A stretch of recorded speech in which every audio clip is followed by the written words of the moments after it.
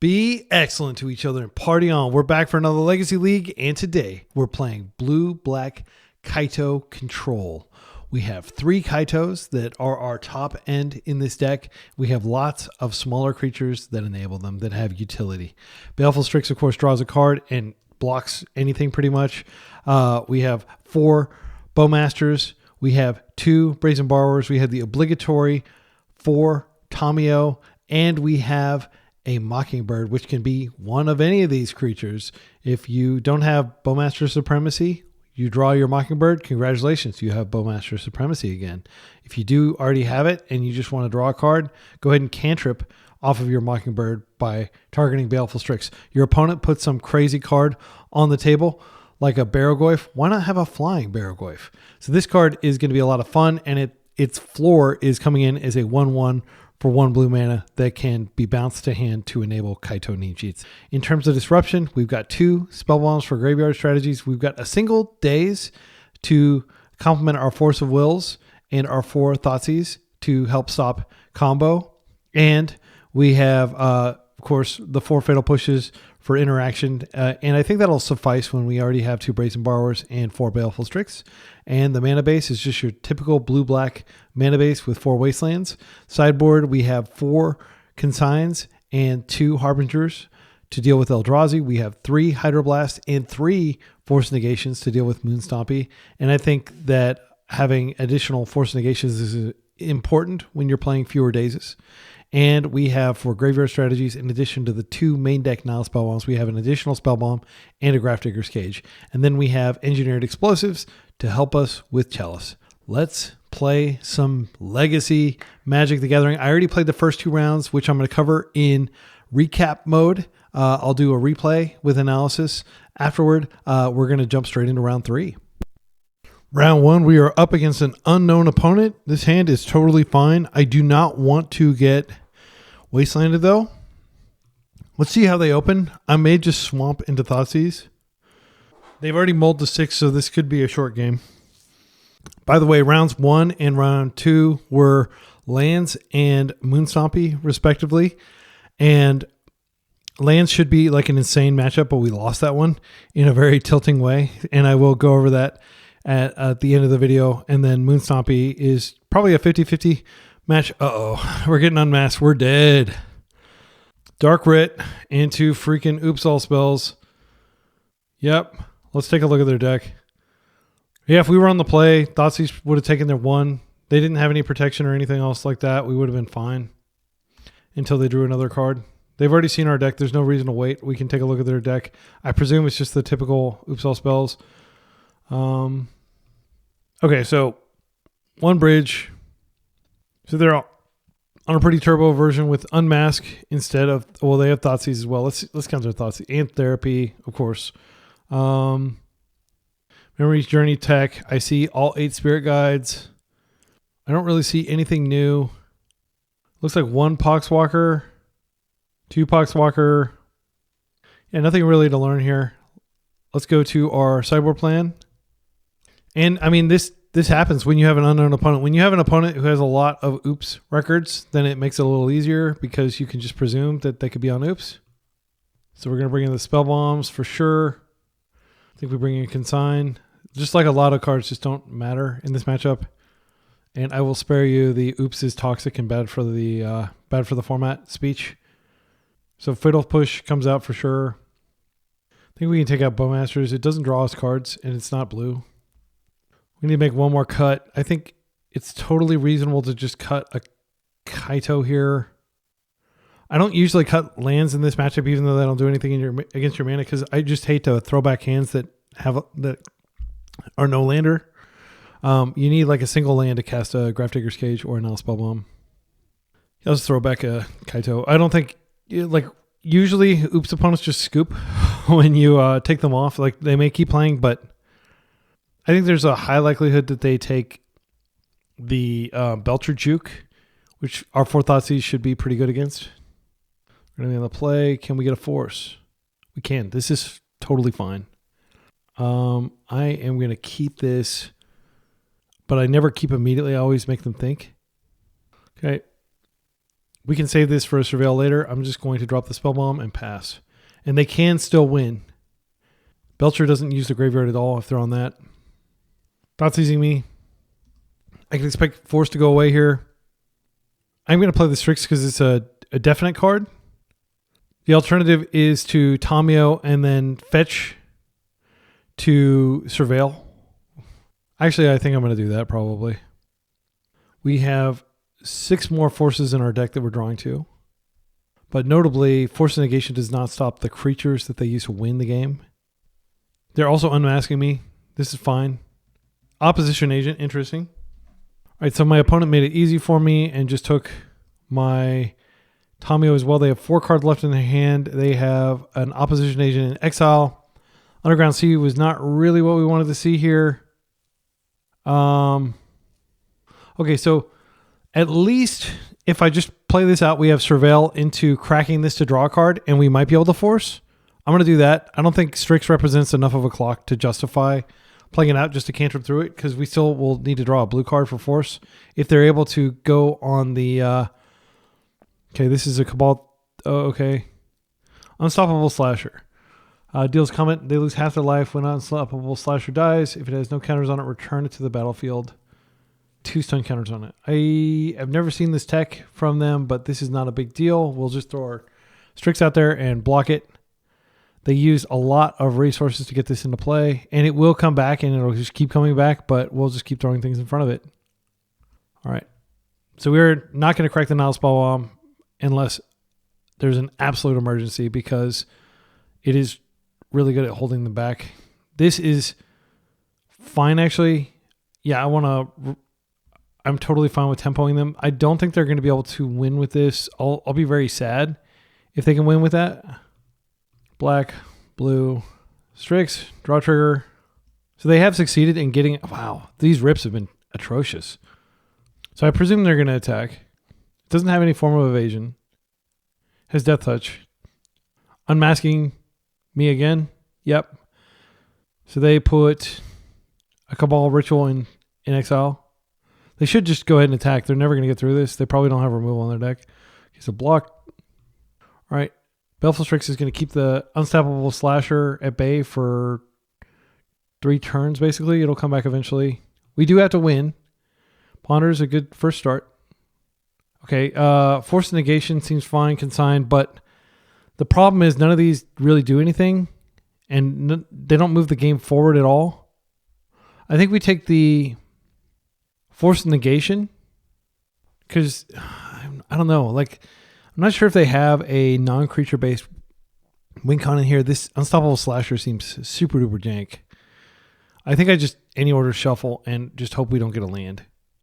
Okay, Mockingbird can actually just copy this and kill them very quickly, which is great. So I'll just play this out and we'll pass, and next turn we can Mockingbird this, start attacking them, and we'll win pretty quickly. We can brainstorm before we do it just to get rid of some of these lands. We need 1 land. I'll put these back. This is phenomenal. Let's go get our other Underground Sea. I don't expect them to have any non-basic land hate. Blue, colorless, Mockingbird. This is a cool use of Mockingbird. I'm glad I'm getting this on film. All right, we've got an Unstoppable Slasher. I'm not sure if it actually returns. Okay, the scoop to Mockingbird. That's good. Okay, great. And we still had the Force. Yeah, that felt good. Okay, so does anything change now that we know that they are playing creatures, that we saw a Oppo agent? They may just not use that plan next time. Frankly, it's kind of like a jank plan. I don't think we board in Fatal Push. Yeah, I think we stay the course because we can stun it. We can bounce it out of play. Baleful Strix is built in. Yeah, I think we're fine. I mean, I'll be embarrassed if I lose to that plan, frankly, with the way our deck is currently configured. So we're on the draw, which is a lot harder. We need to find 2 forms of interaction. This is 0 forms of turn 0 interaction. Sadly, you have to pitch perfectly good hands like this. I think this is the best we can hope for. I'm going to keep this. I'm going to put back a land. I'll put back this Marsh Flats. All right. Do your worst, opponent. 7 cards in hand.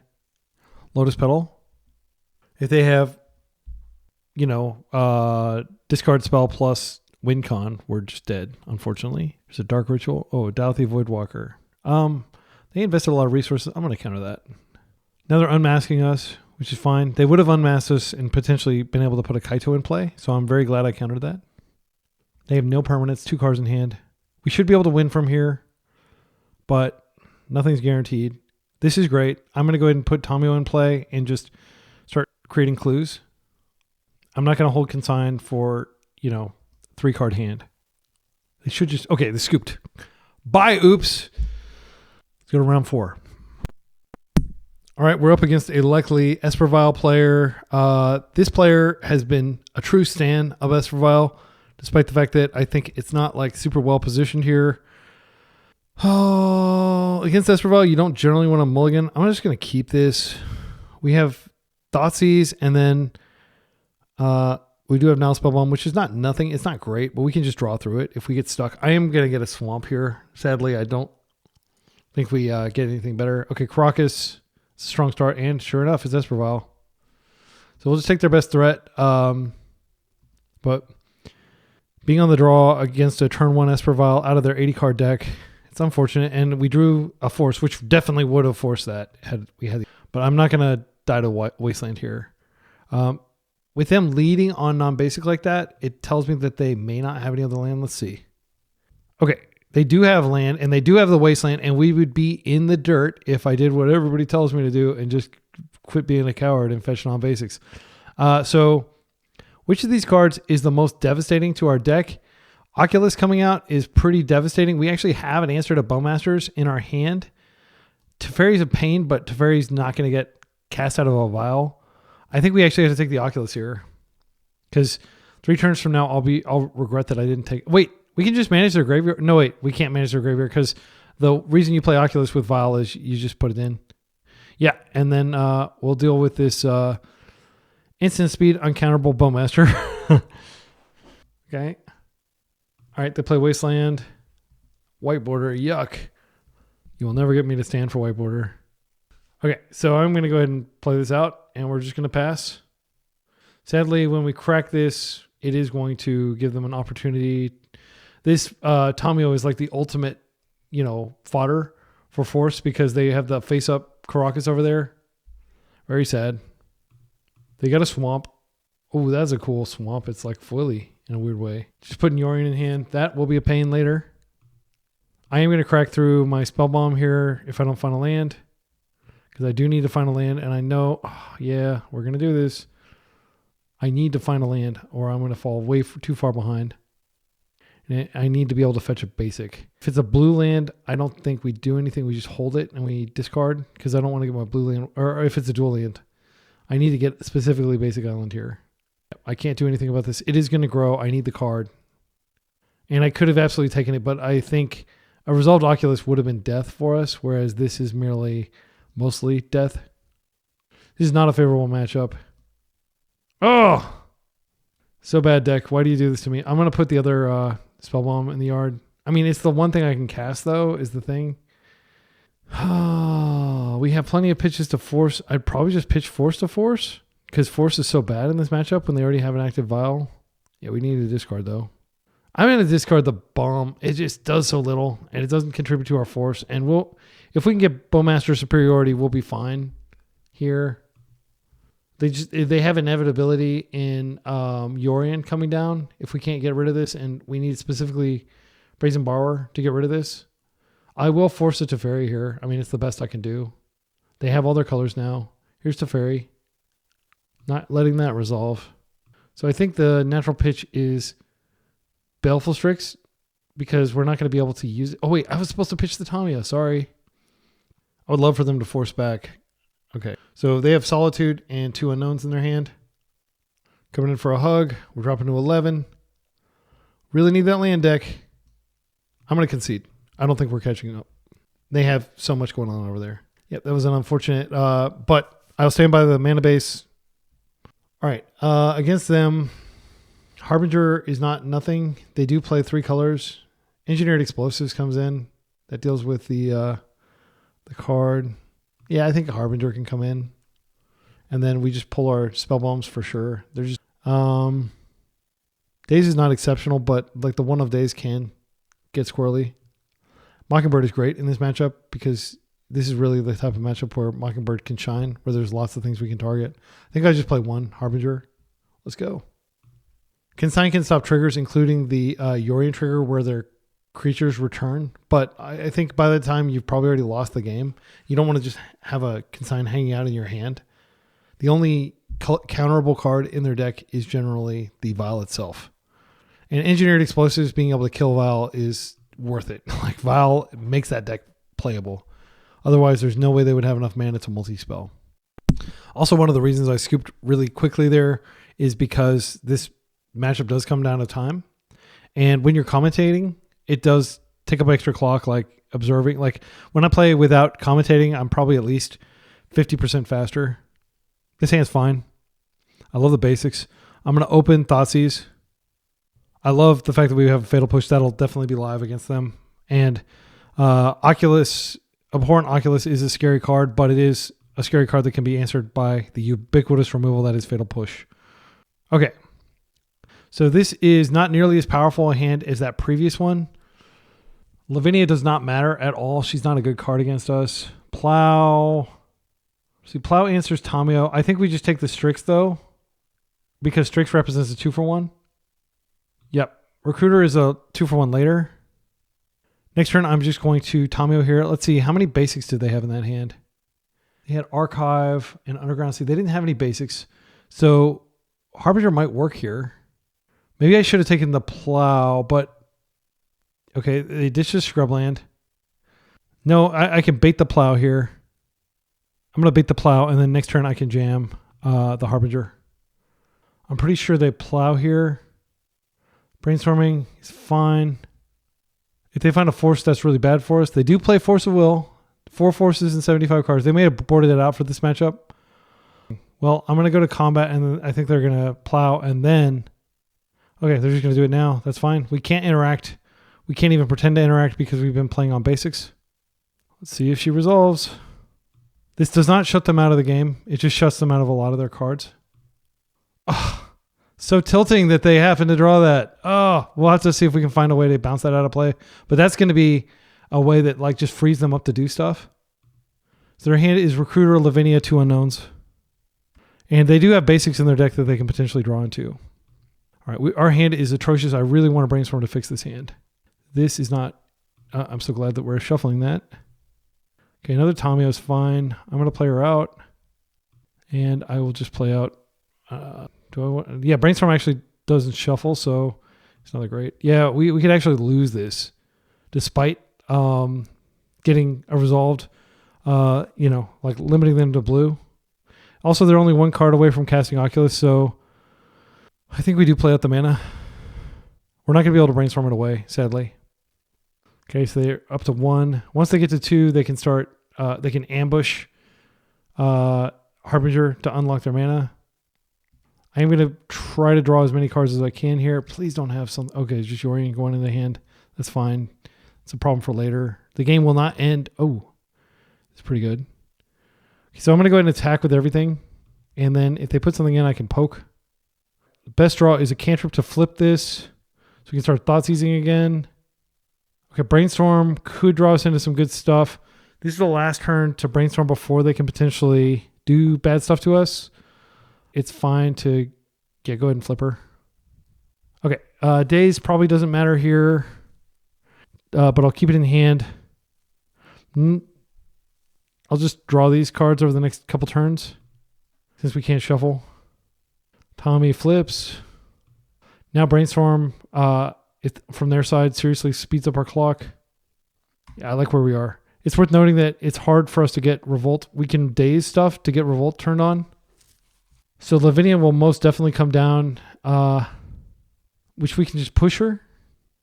I'm trying to think of what they would get off Vial at 3. They could go get like, what's it called? I am going to go ahead and Bowmaster here. I'm going to cast the first Bowmaster. They're responding. Strix. That's smart.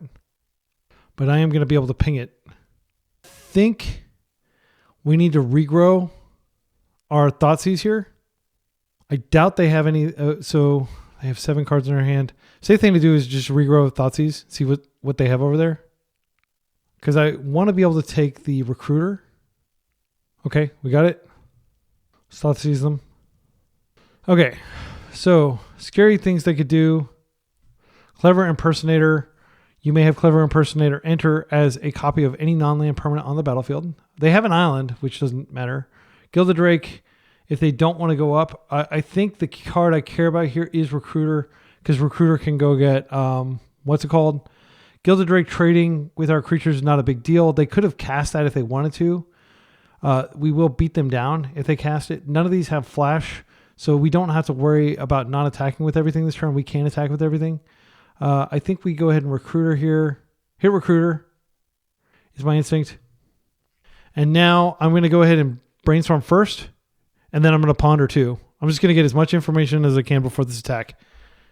Force is okay. Kaito will probably be very good. So I'm going to put back Fatal Push and Kaito. Now I can attack with everything. And I kind of do want to attack with everything because Gilded Drake could take... I think actually it would have Summoning Sickness on their side of the table. All right. So we have an answer to Plow in our hand. Pitching Daze, most definitely. Okay. They opted to keep it on 2, which means they can put Gilded Drake in at instant speed, but they're just going to put something in right now, which is fine. Maybe take our Bowmaster. Oh, just going to put Lavinia in. That does shut off Force of Will. No, wait, it doesn't shut off Force of Will if we hardcast it. But that means we have to hold up mana. Clever Impersonator. They're going to... I can just Daze this. All right. All right, so I actually do need to go Ponder to go get the Fatal Push to push this out of the way so I can Kaito. So I am going to Ponder here. Mockingbird is pretty sick, actually. I'm just going to keep it simple. I am excited about drawing this Mockingbird, but I'm going to just go ahead. Oh, wait, I can't Kaito and Mockingbird at the same turn cycle. I should have just probably done the Mockingbird now. I'm going to push this out of the way. Okay, and then we'll just attack for another wave of damage. And, yeah, sadly, Kaito can't come in because we used the black there. And it's possible that we'll have to use it again next turn. But we do have Force back on if we need it. I'm expecting the Vial to be more of a pain than... Okay, so they are skipping Gilded Drake, it looks like. Okay, they're putting in a 3-drop. This is an unknown card. Okay, they do have Recruiter. So if they recruit for a card that we can force, we can just force and pitch Kaito, and then Mockingbird copy our Orcish Bowmaster and deal even more damage. And I think we can probably tempo them out. We can kill this Recruiter with the Bowmaster ping. Skyclave. What are they paying 5 mana? Oh, this is Yorion. Kaito did his job. And I think that's the game. So they did grab Skyclave. So that is coming in next turn. And that will get rid of this. It's not the game. We still have some game to be played. I can delete Thoughtseize. I think that's fine. I need to get rid of that Skyclave because that's going to unlock their mana. Just take that. And now we can just... I mean, we could just Recruiter for another Bowmaster. That's more material, but I think it's fine to just go ahead and have this come in as a copy. Because we won't have the mana because we already used the black mana. Thoughtseize. Our opponent is opting to play the entire game out, knowing that, yeah, I think we've got this one. I'm not sure what they would draw here. So we took Skyclave. They have Plow. They have Gilded Drake. All right, game over. That felt great. That was a good game. The power of Vial. And that was just a one of Harbinger. I actually kind of want to bring a second one in. Maybe take out the Daze. Daze is pretty bad. We just got super lucky that Daze was good there. Mockingbird has been exceptional in this game. Actually, Mockingbird was great last round too, copying the unkillable slasher. So this, like, if we were on pure blue-black tempo, we would have a much worse matchup than we do. But I would say this is probably just like a 40-60 matchup. Because they're basically just a bigger version of our deck. They have access to white, so they have exile-based removal. They have Solitude. They have Yorion, which is in-game inevitability once you get your Vial up high enough. If you want to watch some videos of Esper Vial, I think I'm the only person who's making videos about Esper Vial, but I played one maybe like a month or two ago, and not very many people watched it, so I haven't been playing it. But if you want to see more Esper Vial videos, let me know. Just leave a comment with like +1 for Esper Vial, and I'll make some Esper Vial videos. I think it's a really cool archetype. It's just like in a tournament setting, frankly, I don't think it's that great. This is an excellent hand. We've got a second Bowmasters if we need it. We've got a second Strix if we need it. And we have a Kaito that we can work toward. 14 minutes on the clock. I would be stunned if this goes to time. But I did play a game against like lands or something that took, I don't know. It might have been depths yesterday. But I played like this long sluggy game. Okay, so simple thing to do is just go ahead and get this Ponder out of the way. Because they are a Bowmaster deck. And I'm going to play on basics because we have that luxury thanks to the spread of lands in our hand. Okay, these are fine cards. Absolutely fine. Do I want to Thoughtseize next turn? Maybe. I don't want to walk into a Bowmasters, but I would love to cast a Strix next turn. So a Ponder into a Bowmaster is not a big deal. So I'm going to put this Bowmasters on the bottom, and we'll draw... I guess we'll draw Ponder and then Thoughtseize. I don't think they play Thoughtseize, but just in case. I don't want to get my Thoughtseized. I'm going to Thoughtseize your Thoughtseize so you can't Thoughtseize my Thoughtseizes. All right, 2 mana. Overlord. This is one of the cards, one of the reasons why the matchup is not great for us. However, if we get to 5 mana, this is a very powerful thing to copy with Mockingbird. They got a Solitude back. So Solitude is the known card in hand. Unfortunately, it's not showing here, even though it is known. All right, that's going to be a problem if we don't end the game quickly enough, but you know, Kaito might be able to lock him down. I think now is a perfectly good time to go ahead and Strix. And then next turn, if they don't do anything with Strix, we've got Kaito coming down. We've got double Bowmaster in hand. Very excited to Bowmaster their creatures here. That is another Overlord. We'll see what they pull off of it. Recruiter. I mean, that's a good target. And Oppo. They took a Recruiter. Okay, it's good to know they're playing Oppo. These are getting closer to arrival. Okay, so I think we just go ahead and Kaito here. I am in favor of getting Kaito on the table as soon as we can. Right, our opponent is plowing us, which sucks. It's fine. It's a 2-for-1 though. Let's not forget that. Let's Thoughtseize them. We know they have juicy targets in there. Okay, so Recruiter of the Guard, Force of Will. Force of Will is not paired with anything. I think we take the Recruiter. It represents a 2-for-1. Plow is not as big of a deal. And then we can just pass. See, do we want to do anything? I think we just instep Bowmaster. They may have a Bowmaster of their own. They will have a Plow, but then we'll have 2 things on the table. I'm just glad Vial hasn't made an appearance yet. Wasteland, they don't know that Wasteland isn't going to be good. I mean, it might actually be good, but it's not going to be fantastic. Flip black here. Just Bowmaster. Ping him. Putting Yorion in the hand. Okay, Overlord, stick down further. It's scary. Super scary. All right, Force is a great rip. I'm going to go get my dual land here. We're going to go to combat. All right, I am pulling the Bowmaster back to protect it. At this point, I just want to get him dead, frankly. I think it's fine to plus with the Ninja. We have Force if they try to remove it. Yeah.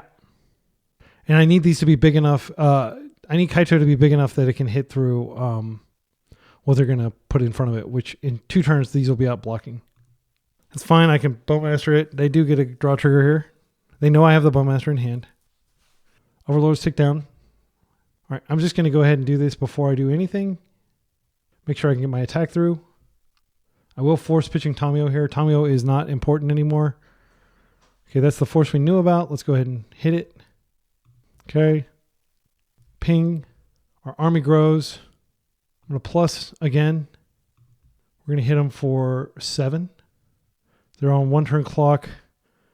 Next turn we just stun and we can attack and kill them if they don't have anything else. They do have a Plow. Kind of tempted to go ahead and Ponder when I know it won't hurt me. I wouldn't mind making a land drop here. That's fine. That does not save them from death next turn. Yeah, there's a land drop. Yeah, this feels great. Strix is not a bad card at all to put in front of one of these. I will just play the land and not crack.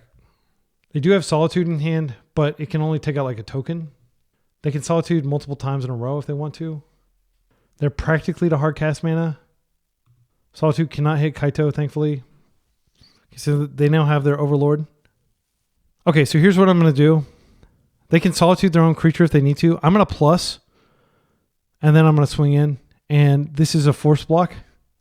Because this is 6. Oh, it's not a force block. No, they don't know it's a force block, but I do have a Bowmaster. So now I'm tempted to get deeper into my deck. We have a Ponder on top. I think we go ahead and attack with both. I would like to Hummingbird. Okay, let's see. So if we Bowmaster, we hit this, and then we could Hummingbird and copy Bowmaster. They probably Solitude in response. I'm thinking very hard here about what the correct line is. I think we just keep the surprise element on the Bowmaster, and then we can just play a Strix in step. So at least that if it attacks in, it doesn't do very much damage. I'm pretty sure they are going to block here, though. If they block the Orc Army, that's totally fine. Okay. They may have to Solitude their own thing here. Plowing their own creature is fine. This will ping them. I think now is a good time to just copy it. They're not going to have sweepers in their deck. We just want to max pressure. My opponent said, sweet list. I appreciate the compliment. I'm a big fan of your list as well. I love Overlord. They're fetching, getting a Surveil, just desperately trying to dig for an answer. So this is a situation where like the bigger version of blue-black without all the dazes and just rocking one daze, like you can see how powerful this Kaito has been. They're going to get this Overlord here. It can get back something. I mean, my instinct is to just go ahead and attack in with everything. It's a force block. They don't have the mana to flash in Solitude. They can exile one of these, but they're still on the hook for so much damage. The other thing is we're not going to find something that clears this. I think I'll do this after combat. Oh wait, I can just stun this. Yeah, I forgot. Oh, Kaito also has the minus ability. And they're not going to be able to attack back anyway because we'll be able to put out a Strix, double Strix, and defend. Yeah, so GG's from the opponent. Yeah, that was fun.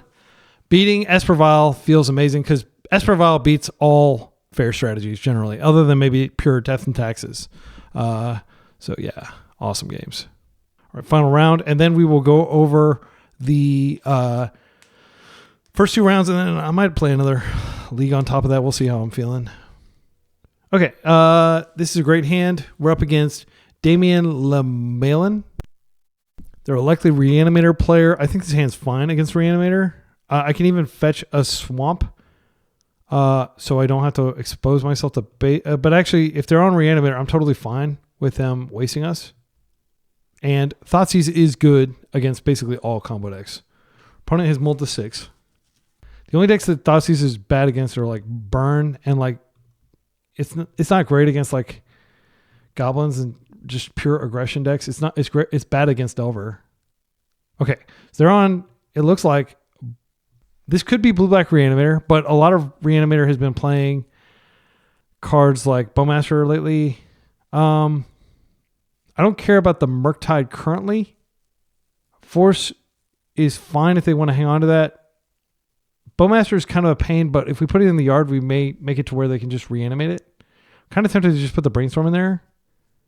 Then we have Fatal Push for the Bowmasters, which is not a 1-for-1, but it's fine. Bowmasters is a pain against our deck for sure, though. Oh, they drew the Thoughtseize. It's a good rip. They took our Tomio. I think I'm just going to throw this out there and just get through it. That's going straight into the yard. We got plenty of lands. If they Bowmaster proactively, I am not going to... What is almost fine. That actually has very little impact on our deck. We're not playing Nethergoyf or anything. It is a good card. The fact that they're playing this represents a certain degree of awareness of the meta and where things are. I recommend everybody play Nile Spellbomb. If you have black in your deck, it's probably the best graveyard hate card ever printed. Let's go and Ponder here. Strix is pretty bad here. Actually, all these cards are pretty bad in light of Bowmasters if they force to defend their Bowmasters. Strix is really good against... Yeah, I think what we do... These cards are bad, but Tommy is not bad. So I'm going to play this out, and then I have the option of fetching if I want to get rid of those cards. So what I can do is I can upkeep Fatal Push their Bowmaster, and then if they force, then I'll know that I can keep the Baleful Strix. They probably... It's a moment of truth. Yeah, I mean, I have a Borrower anyway. I don't really want the cards that are bad against the face-up Baleful Strix. And I'm not going to bother fetching basics here. We're just drawing lands like crazy. I should have played a land out before I went to combat. That was a mistake. Okay, that's fine. So that's a 1-for-1. I'm just going to play this out, and we're going to pass. And I don't want to crack this until I draw a Brainstorm. Come on, deck. Give us some non-lands. Spell Bomb to just nuke our graveyard. No big deal. So they managed to draw through it. That's another type for their graveyard. That's also fuel for Murktide. All right. At this point, I would play out... would I play out a Baleful Strix? I'm not sure. It'll be land. Okay. Actually, yeah, I'll just play it out. It's just a 1-for-1. Like, this gives them something to target. If I draw a Thoughtseize, that'd be insane here. Of course, I just draw another land. Should we play with the land? We can eventually use it. So many lands. All right. Yeah, so they're going to get a 2-for-1 on our 2-for-1 when they poke it. They should poke it. They do poke it. So we've got a bunch of types in our yard. Don't you want to rush to now Spell Bomb us again? Keep our Nethergoyf small? Tamiyo is annoying. Now we have 2 permanents we need to kill. Let's go ahead and untap and see what we draw. Okay, another Borrower is not the worst, but it's not good. Well, we could just play it out and block here. I want to see what they do if I just Fatal Push Tamiyo. It's a 1-for-1. They take it. They're a disciplined player. I'll give them that credit. Like, a lot of people kind of freak out and try to protect her when she doesn't really need to be protected. You're going to draw more if you're playing 4 of them. Yeah, our deck is just giving us the worst draws. That's an exaggeration. We at least drew a Brazen Borrower. Things could be worse. Okay. They're just holding the Murktide, which is scary. They don't need anything at this point. Okay, so I'm pretty sure that if we Mockingbird this, they're just going to force. Let's try it. They may have another Bowmaster. Mockingbird's so good, by the way. Like, how good has it been in this league? Now we've got a flying Bowmaster. They can attack over our opponent's stuff. Okay, that's fine. That's a 2-for-1 to answer their 2-for-1. We're technically ahead of on cards, but because we've drawn so much land, it doesn't really matter. Like, we're up 2 cards on them probably, but those are reflected in our lands. Here's the Merc. It comes in. Another land. I think I am going to just end step Borrower here. And if they... Okay, they're not doing anything. All right, let's go ahead and end step Borrow. I want to be mana efficient. I have a second one in case I need to use it. They're not representing Wasteland to do the Wasteland Daze trick, which is an advanced tempo player technique. Okay, they're forcing here. That's fine. We'll just attempt to do it again next turn. And then it's worth noting their yard is getting pretty stacked, but they are hellbent. What did they pitch? They pitched a Daze. Okay, so we did play around Daze, and we should pat ourselves on the back for that. Wasteland is pretty bad here. It fuels the Merc coming back. I'm going to play it. I'm just going to do this now before they can draw. Like, we could just go ahead and fetch and play this out. Might as well cast them when you know. And I think we start being the aggressor here. Okay, that's fine. If they draw Bowmaster, that'll be the absolute nuts. Because that'll answer this and it'll put a lot of power on the table. Okay, they're just hard casting a Merc. 4/4. Now we need to find another Brazen Borrower. Or we don't have another Brazen Borrower. We need to... Oh, now Spellbomb is fine. It doesn't do anything here, but I'll just draw through it. I'm not going to wait around. It would have been nice for it to show up last turn, but I'm not going to wait around. I don't have the luxury when I'm getting beaten down. All right, another one that we can draw through. I'm going to just draw through it. They have 1 card in hand. It could be a Daze. Well, that's unfortunate. I am going to waste them to restrict their mana. They're going to hit us, and they are going to win the race. Yeah, just can't control our draws, even if we're playing an advantage deck. I think that our deck is probably like a 55. They ripped a cantrip, so all they need is a Brazen Borrower, and we're like totally screwed. We're doing our best with like the cards our deck is drawing, giving us, but I don't think we've misplayed so far. If you think I've been misplaying, please leave a comment with a timestamp. Okay, that does put more fodder in their yard if they find the other Murktide. They can always now spell on themselves. What I'm talking about. We were drawn to this. Thank you, deck. And if you have a second one, I won't turn down that either. Okay, well, we're still in danger. Make no mistake, like Fatal Push, and we're dead in like 3 swings. I'm just going to hold these in hand for mystery. Like they just Thoughtseized us. And the more cards we have in hand, the more likely, yeah, they're getting good cards. I would say they're drawing much better than us. And that's, even though we're favored, that's giving them a big edge. Because again, a borrower and we're back to the Stone Age. Or not a borrower, a Merc. Or not a Merc. Well, yeah, a Merc too. So we can't advance our clock. Fatal Push does nothing here. We're just going to chill. We attack for 4. They attack for 4. I mean, technically, we win the race, but like that's assuming nothing goes wrong. No, we can't attack because they would just block here. Yeah, we're nothing to think about, nothing to talk about. Now Spell Bomb, by all means. Oh, they can hit themselves, just like I was telling you. Okay, they're going to draw a card here. They are going to hit us, I'm sure. Because like we're the rare deck that doesn't use their graveyard. Like almost every blue-black deck does use its graveyard. And we're just waiting for a single Fatal Push, and we're back to being in danger. Strix would be great here. Force is hard castable. Think of the situation. I do play this out. Wait, let's take a look in our graveyard. Do we already have the swamp? We have every single land in our deck accounted for. There's no point in playing this fetch out, and if they're attentive, they'll know it. I am going to play this out just so I can force. Hardcast Force without worrying about Daze. Because it'd be really embarrassing for us to play this out and then, you know, they Daze and we don't have a land to get. They're going down to 11. Just thinning their deck. I'm hoping they give me something to counter sooner rather than later because I don't know that I'll be able to hold this mana up. Okay, I can hold it up for another turn cycle. They've ripped a lot of cantrips and I'm hoping that we can punish one of them. But if they're holding... yeah, I'm not going to be the first person to play a Bowmasters. I need to be able to remove their Bowmasters.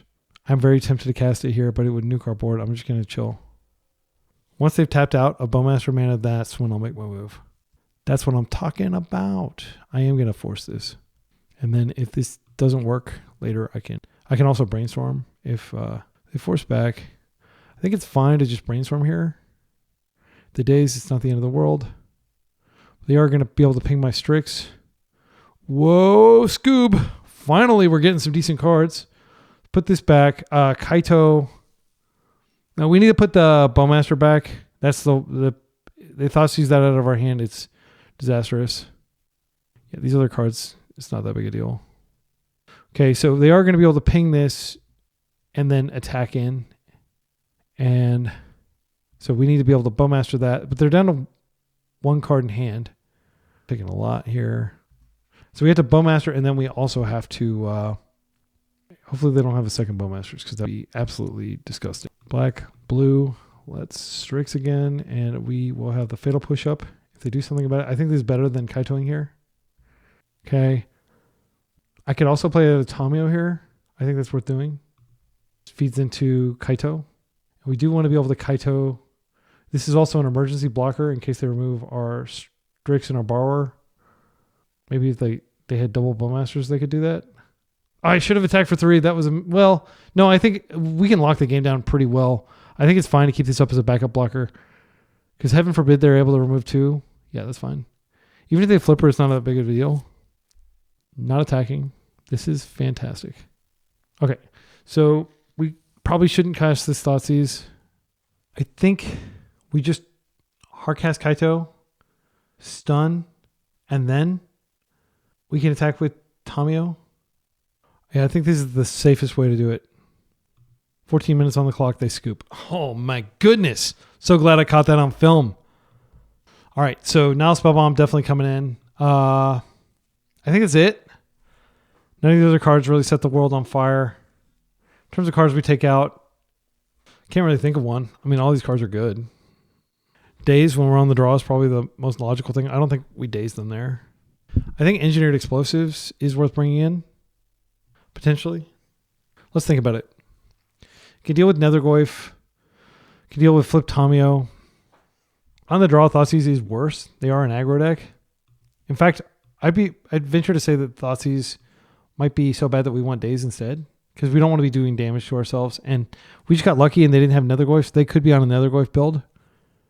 This matchup is all about Bowmaster supremacy. And boy, have we got some Bowmasters in the house. This is great. I'm going to fetch my basics. I'm going to just be very super careful here. Yeah, that's fine. This card keeps coming back. It's a very good card. And I'm considering doing a build where I just do that. I think we just swamp into Spellbomb. Take a crack from them. If they want to Daze this, that is okay too. All right. So we've got a temporary answer, a temporary reprieve from Nethergoyf. We can also push it and then exile it. And the goal is to just get... Strix would be exceptional next turn as well. They may Daze it. We could Daze back if they tap out. Looks like they're going to tap out. Don't Thoughtseize me. They are Thoughtseizing me. Yep. And I could have just grabbed an island there and had Daze up, and I think probably that was actually correct, because I do think I have a Daze here. Okay, and they're taking our Fatal Push. Interesting. They have a lot of faith in Baleful Strix not connecting, which makes me think they have a Bowmasters. Yeah, well, I'm going to Strix this turn for sure. And then they want to put their Bowmasters out there. I'm just saying, they can totally put their Bowmasters out there. No harm at all in dazing them here. They could have double Daze. Get our card. Land would be good. Ponder's fine. All right, and this is going to definitely die. They're going to untap. They're going to play a Bowmaster, and then they're going to hit us for more. And once they have a third land... Okay, and wait. Oh, it's because went to their yard. Yeah, they have instant in there. Okay, and Tomio comes out. I don't really want to deal with Tomio. I'm tempted to Daze, and then if they Daze back, that's okay. If it goes to the yard, it does grow them, but I can nuke their graveyard next turn anyway. Let's do that. Next turn is my chance to ponder. Okay, so now they're hitting for 4, but next turn they'll be hitting for not 4 because of this. And it's just good hygiene at this stage of the game to nuke their yards and keep their yards empty. Got 3 spell bombs, so we might draw another one. I think I'll ponder first so I don't have to worry about Daze. Another spell bomb is quite good. Yeah, I mean, these are great cards. I'm going to put the spell bomb can go in the bottom, and we will draw these 2, I guess, because we're about to nuke and draw. Yeah, and I do want to do it around a possible Bowmaster. I definitely don't want to have to force something now. They can refill this. They can make this large pretty quickly. They've got 4 cards in hand, so like, there's 1. So this has done substantial damage, but look at how far ahead we are in cards. There's a second Nethergoyf. Yeah, don't have a good answer for that. We're drawing another now Spellbomb though. It's not doing a lot of damage. I think I just floated out there and just nuked their graveyard again before combat. I don't want to use this Thoughtseize against them currently. I think it's irresponsible to do so. I'll see if they cast something before they attack. Got 3 lands up. I think I just take this and then like before damage. They want to do something. That is pretty nasty. I'm trying to think of when we can borrow it back. Yeah, it wasn't on my radar for what they might have here. I do want to draw through this. I think with 2 of them out though, it's better to wait. Yeah, and if I'd been not been a coward and Thoughtseize them there, then we wouldn't be dealing with this. I think I'm going to let them connect. I'm going to see if they play a land. If they play a Nethergoyf, I might have to force. That seems so bad, but they're going to fill up this yard here. This here yard. I could force and then I could just Spellbomb to get rid of it. Okay, Murktide in the yard. Okay, they don't have anything going. I am going to go ahead and just draw a card. We need land. Okay, Fatal Push is fine. Can I please have land deck? I'm going to attempt to poke this. I mean, how dead are we if they start connecting? I need the... yeah, we're just going to go for it. They don't have a Daze or a Force. This can survive. Wow! Wow, sorry. That was loud. I did not expect that. Okay, so I don't think they have Daze. And what I can do is I can just chump here. Force a Bowmaster of their own if they have one. I am going to definitely force something here. I don't want to deal with this. They may have a second one. I'll pitch Brainstorm just in case they have a second one. I don't need to change the composition of my hand. Thoughtseize is awkward. I wouldn't mind putting that back. They're forcing back. Okay, so now they do have a Bowmaster in. They could potentially stun and hit for a ton of damage. Gosh, we're just so constrained on freaking land. We had so many land last game, and now we have none. Okay, and then this is the other Nethergoyf. And I'm just trying to imagine a scenario in which I survive this. This is going to be a chump for sure, and they can make their ninja stronger, but they can't really do anything else. Okay, so if we don't draw land, we're really screwed. Oh, come on, deck. Not like this. Not like this. We're literally just treading water here. So we ping this. We have 2 blockers. Yeah, we have to do it. And they are hellbent, so we know it'll work. But I'm going to have to freaking double block. Yeah, I'm going to have to block the Nethergoyf. Probably. I don't know that I did anything wrong this game. I'm trying to, I mean, other than maybe like I should have Thoughtseize there. Yeah, that's probably the thing that I did that was wrong. And I'm being punished for that. I think I just take this Nethergoyf and I get the other material off the table. And if they have another Bowmasters, that's GG. I genuinely don't think we can afford to not kill this. Okay. They're using the ability. Oh, they're just plussing. Tommy has another, permanent that I just can't afford to deal with. Land. I mean, that's, as far as permanents, that's not a bad one, but it's just so frustrating that my deck is not giving me anything. I am going to ponder here, since there's not a Bowmaster out, and we know there's not a Bowmaster, and see if I can find a land. Can I find a land? I think it's a futile exercise. I think the game's over. Good game. All right, let's go to the final round. Man, that was rough. They didn't ever present a Wasteland. It's possible they didn't draw a Wasteland, but it didn't really matter. I stand by my decision to stand on those basics. The Ponder not giving us a land, it was just like the last slap in the face. Come on, deck. Okay, so on the draw, or we're on the play this time, I think Daze is fine. I need to just not be afraid to cast freaking Thoughtseize, really, is what it comes down to. EE would have been okay. Yeah, actually, it would have been really good at the end. But I wouldn't have had the third land, so I wouldn't have been able to crack it. I think we just run it back. All right, final game of the league. Yes. yes. Put it in my veins, as Boshenroll likes to say. So this has basics. This is even a surveil land. I don't think we need to play on basics. I think I surveil here, but having double Bowmasters, that's precisely what you need in a Bowmaster mirror. Brazen Borrower is great because, and they're mulling. This is even better. All right, I'm just going to surveil. I'm not going to get my swamp. With this many lands, it's cowardly to play on basics. There's probably a Ponder. It might be a Thoughtseize. Nethergoyf is fine. Yeah, I mean, last game, everything was going great except for the mana. When we Bowmastered that Nethergoyf, I've never successfully Bowmastered a Nethergoyf before. That was literally the first time in my life that I don't really need more land. My opponent fetching swamp tells me they may be low on land. They can't Daze this. I'm going to go ahead and brainstorm now. I want to be the second person to cast Bowmasters. I want to find... Oh, yeah. This is great. So we can put these back for now. Sure, I'll draw that. I don't care. And then I'm just going to go ahead and jam this out there and further deter them from trying to waste me. To show them I've got an abundance of land. I don't even care about basics. Waste me if you want. Thoughtseize is fine. I did hide the Bowmaster on top and one of the Brazen Borrowers. They're going to take the Kaito here. Yeah, maybe I should have hidden Kaito. I mean, obviously they just took Kaito, so that tells me that I should have. If they attack, I'll block. No reason to leave that back that I can think of. And we'll just come in for a clue.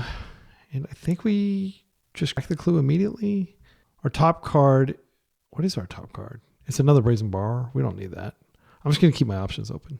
They brainstorm. I'm going to Bowmaster. We need luck at this point. Fine, I'll take it. I am going to put out a Bowmaster. We can just win through clue accumulation and card advantage. Yeah, and I can just bounce stuff out of the way. I think it's fine to do this. They can Fatal Push. Fatal Pushing there is fine. I've got a backup. Don't they know I have a backup? I hid a Bowmasters and a Tamiya, so yeah, they know that I have a backup. going to play this out. I'm going to just borrow now while they don't have Daze mana, just to slow their clock a little bit and give them something to preoccupy themselves. They're forcing that. Pitching Tamiyo. I don't care about their beats. Maybe this is Cavalier, but I want to put the pressure on them. The next time I draw a land, I have Flip Tamiyo, potentially, which I don't really have anything to recur. Wasteland. You'd be a fool to Wasteland me. Okay. That is something you can do. They're not attacking. Okay. I'm just going to borrow it out of play again and get my crack. Or what I could do, just float the Nile Spellbomb in play, and then I can attack with Abandon. Just attack right through them. So brutal. I mean, I could, sacrifice. If they want to take this trade, they can do it. That's so brutal. Like, that's so cruel. All right, I am going to go ahead and crack this now because I don't want it to get Bowmastered. Thoughtseize would have been good to know about, but we wouldn't have been able to cast it. So when I said, go ahead, waste me, I dare you, like that was actually a consequential waste because it's keeping me from doing stuff. It's fine. I figured that would be coming sooner or later. Gosh, I'll be so embarrassed if I lose this game, but I could lose it. There's no way that I'm hitting that. If their last card is Daze, oh my goodness. It would be so backbreaking, so devastating if that last card. Would they have Daze in on the draw? Okay, we're doing it. Oh, thank goodness. That was a gamble. Now we can come in with the Orc Army token and see whether they want to double block. They are not. Okay. Next turn we have Kaito if we have land. They're almost certainly going to attack. That's fine. They're doing damage to themselves. I don't want to cast this Thoughtseize, but I will. I have no idea what their last card in hand is. It could be a Murktide or something. I mean, I could be doing them a favor by using it. Strix, get in. Daze is a great rip. We just have to chill. If they attack with Nethergoyf, I will block it. That's fine. It can't attack either. I am going to Daze this. Bowmaster around. Top decks suck now. All right, here's what I think we do. I think we push the Nethergoyf. We could push Tamiyo. They can't crack clues anyway. Yeah, I'm going to push the Nethergoyf and I'm going to attack it. I'm going to start attacking with my Orc. I'll attack with the Strix too. I don't care if they create clues as long as they don't have the ability to... that's fine. Okay, yeah, I didn't think about them doing that. So they can attack it and create a clue, but they won't be able to crack it. Yeah, they're realizing that. Okay, so they don't have Bowmasters. Otherwise, it would have most definitely been cast. Okay, they scooped. We did it. That would have been a 4-1. That would have been a 5-0 trophy if we hadn't gone up against the luckiest lands player on Earth. I'm going to show you those 2 rounds real quick. Let's go, and then I might play another league. So if there's like another 2 hours to this video, it's because I decided to do it in the league. But I feel this deck felt amazing, except that one game where I just could not get a land to save my life. We did fight hard for these. Let's take a look at the replays here. And this, I swear, this lands play, we have an incredibly positive lands. I really wish I got in a trophy. I haven't had a trophy in a while. Okay, let's take a look though. So this is against 214, who's normally like a combo player, but they switch to lands, which is like the biggest switch you can make. Basically, like almost all the lands players I know, they do nothing but play lands. So I didn't know they were on lands, and I thought they were on combo, so I kept this. This is actually, I'm really proud of myself for this game, even though, I already kind of spoiled that I lost. But I was so ready to quit after I was like, exploration, really? I was like, okay, I have to force that. And I pitched my Mockingbird because I know it's not going to be good because they're going to have freaking Tabernacle. Tabernacle is not the most powerful card, but it's just like the most unfun card because it puts all these things on the stack. And of course, the classic Thoughtseize into a 5-land hand. So I'll take my 2 damage. And yeah, that sucks. And at this point, I'm just ready to scoop. But I do have the Wasteland for that. And then they Mox. And already the Urza Saga is looking pretty brutal. And I'm like, as long as they don't have freaking Loam, I'm okay. But guess what? Oh, Free Strider, look out. I can answer this too. This card is an ordeal if you're not ready for it. This card is such a pain. Definitely the best cards given to lands in a while. So I Brainstorm because I know I'm going to shuffle and push. And I do find Daze, which is horrible. I think I would probably put back a push. I think it's unlikely they find a second one. And I would probably put back a Daze here. I think, well, I'm going to need all my lands. I'm definitely not going to put back land. So I put back a push, and I did put back the Daze. Okay, so that's exactly how I would do that. Not in the heat of the moment. It's like so much easier to like watch somebody's play, even if it's your own, and like judge that play objectively, because like in the moment there's so much pressure. You got time pressure if you're a control gamer like me, and pressure to not look like a fool, which I'm not gonna lie, I often look like a fool, and I'm just like, oh, I gotta like playing for you all makes me play like so much more carefully than I would play by myself. I just, they probably don't have Bowmaster, or they probably don't have Daze with that Bowmaster. I thought so long and hard. Like I think I went silent for like a solid minute when I was like, do they have Daze? If they have Daze, that's the game. The league basically. Okay. And so we see, don't see the top card, but Kaito is the best card you can have. And at this point, they've loamed. By the way, I didn't mention that. Yeah. I said the Nightmare card is loam. Well, they did find a loam. And I was like right clicking, and I was ready to just concede when they loam, because I'm like, okay, they just got so much value back. They redid their Urza Saga, but I'm like, wait, we have main deck loams, or we have main deck spell bombs, and if we can find one, we can at least exile that loam. And loam is the critical card you have to stop people. So I am able to play out the loam, and I'm even able to cantrip off of it, which is great. And we get rid of their now spell bomb. I will not stop singing the praises of that card. That card is just so immaculate in its design. It's just like the perfect kind of like evolution of Tormod's Crypt. Okay. And it's in black. And black is a good color that I like to play. So, okay. So Mox Diamond out. So these tokens are going to be massive. Even though I can waste, it's not going to stop the presence of some of these. So I go ahead and Tamiyo here. And my intention is to get Kaito down, which just solos their deck, basically.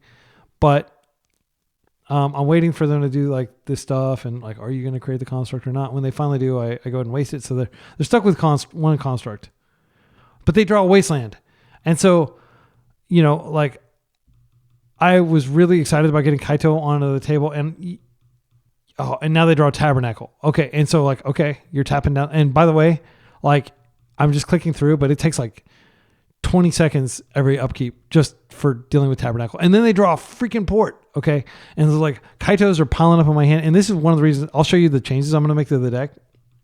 But I'm going to go back down to 2 Kaito. I think 3 is too much, because you can just see, like, when you're playing against an opponent who's like wastelanding you, we're going to see Ghost Quarter in a minute. It's just absolutely savage. Okay. And they're tapping these down, and I'm doing everything like I do. I know how to do the dance. I know how to play against Rishon on port. You upkeep, you tap, you wait for them to choose what to do, but I have to tap one to pay for Tabernacle, and then they tap my other ones, and I do go ahead and fetch here, and I have a spell bomb, which is nice in case they draw another loam, and we're just staring at each other, but I have to keep this alive, because as long as this is alive, the hope of eventually Kaitoing is alive.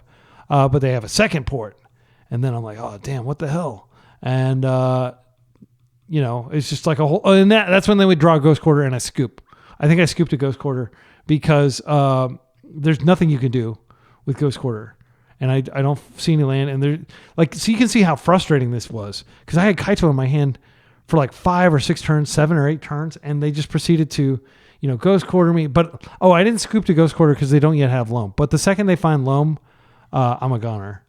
I think it does make sense. Like, I'm just sitting here kind of like, I counter Shadow Spear. I'm at 1 life, by the way. I can't even force anything anymore. And I think what happens is they do find something that I have to force. Oh, yeah, crop rotation. And I know that's just going to go get, another Rishon port or another Wasteland, and I'm never going to get Kaito in, so I scoop.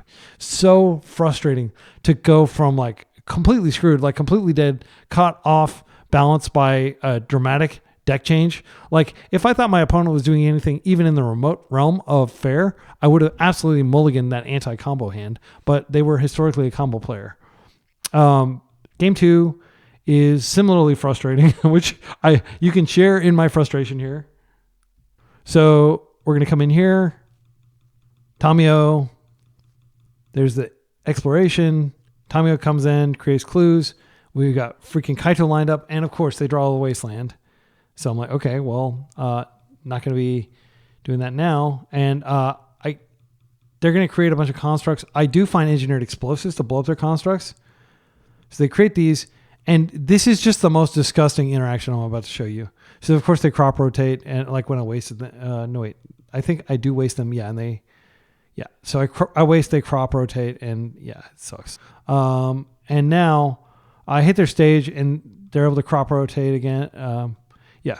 Crop rotation, like, it's very dangerous to wasteland lands player who has open green, and I made a big mistake here in wasting them. I should have just kept the land around and just sucked it up and taken these Urza Saga constructs. You can see they're generating tons of constructs tokens, and this is where I lose the game.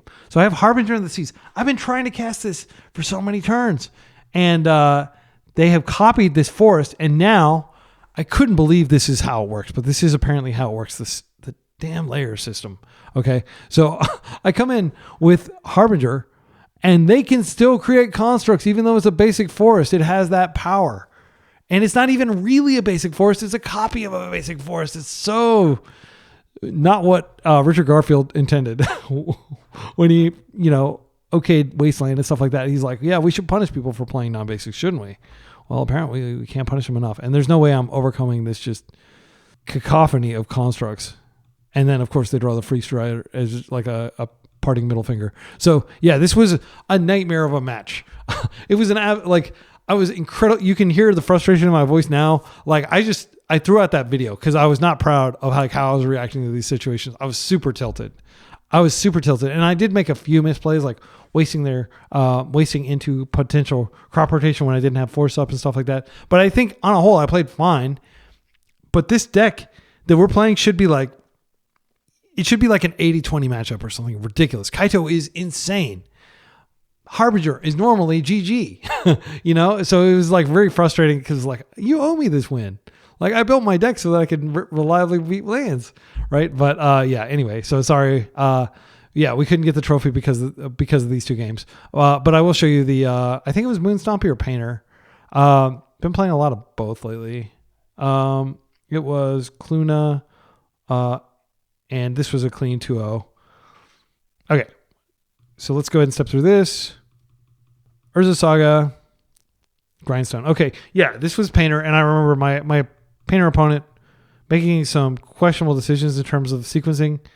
I got the Wasteland, so I'm like, I'm not going to waste this Urza Saga. I'm going to waste the freaking Ancient Tomb, and then their lands are going to disappear. And they have the combo, but I'm unfazed. I've got the Fatal Push. You just have to check the boxes so many times. And now they've got the Urza Saga, Lotus Petal or whatever. Yeah, Lotus Petal. And then this is not a big deal. I Brainstorm. I find a Fatal Push. I think I just push it out of play, even though I'd prefer to Bowmaster it out of play just because, they could put the Painter Servant and they scoop to that. And they've got nothing going on there. Pro tip, you don't always have to waste the Urza Saga. Sometimes you waste the Tomb. You let them have a construct and you deal with the construct. When people put Urza Saga into their deck, they deserve to get mana screwed. They deserve for their mana base to disappear from under them. Okay, so here we go. Grindstone again, turn 1. And I mean, it's mana efficient, but it definitely gets my spidey sense tingling. Like, I know that Mountain into Grindstone is going to be Painter, and I'm going to, and they could even make it hasty here. They opted not to exert. So I make the very unfortunate but necessary decision that I need to actually consign the trigger. I don't want them to put a Painter in the yard. I can't deal with it. I don't immediately have an answer to it. Just do that. I take my medicine and give them their 2-for-1. And this is still an active game piece, even though I consign and stuff. Like, it definitely feels bad to do that, but you have to do it. Okay, so here, am I getting explosives for 1? What am I going to do here? Oh, I just Tomio, and now I can flip her. But I don't flip her because sometimes they'll go for Pyroblast. Okay, and this is just the nightmare. They have the natural Painter Servant with plenty of land. And I have very little choice no matter. I think I need a Brainstorm and force this. I don't. Okay, why didn't I do that? I think I was worried that Tomio would flip and that they get a good crack at her immediately. But I decided to let that resolve. And technically I have Engineered Explosives, but it's not any good if I don't draw land, and I'm drawing wild here. So I Surveil. Actually, I do go ahead and Brainstorm here. I should have probably done this while it was on the stack. I was really afraid that they'd Pyro, but then I think I thought the better of it and thought, well, it's still a 1-for-1. Technically, anything can be Pyroed now. So she flips. And Engineered Explosives is back. We redrew that. Tamiyo pluses. So this Fatal Push basically has to work.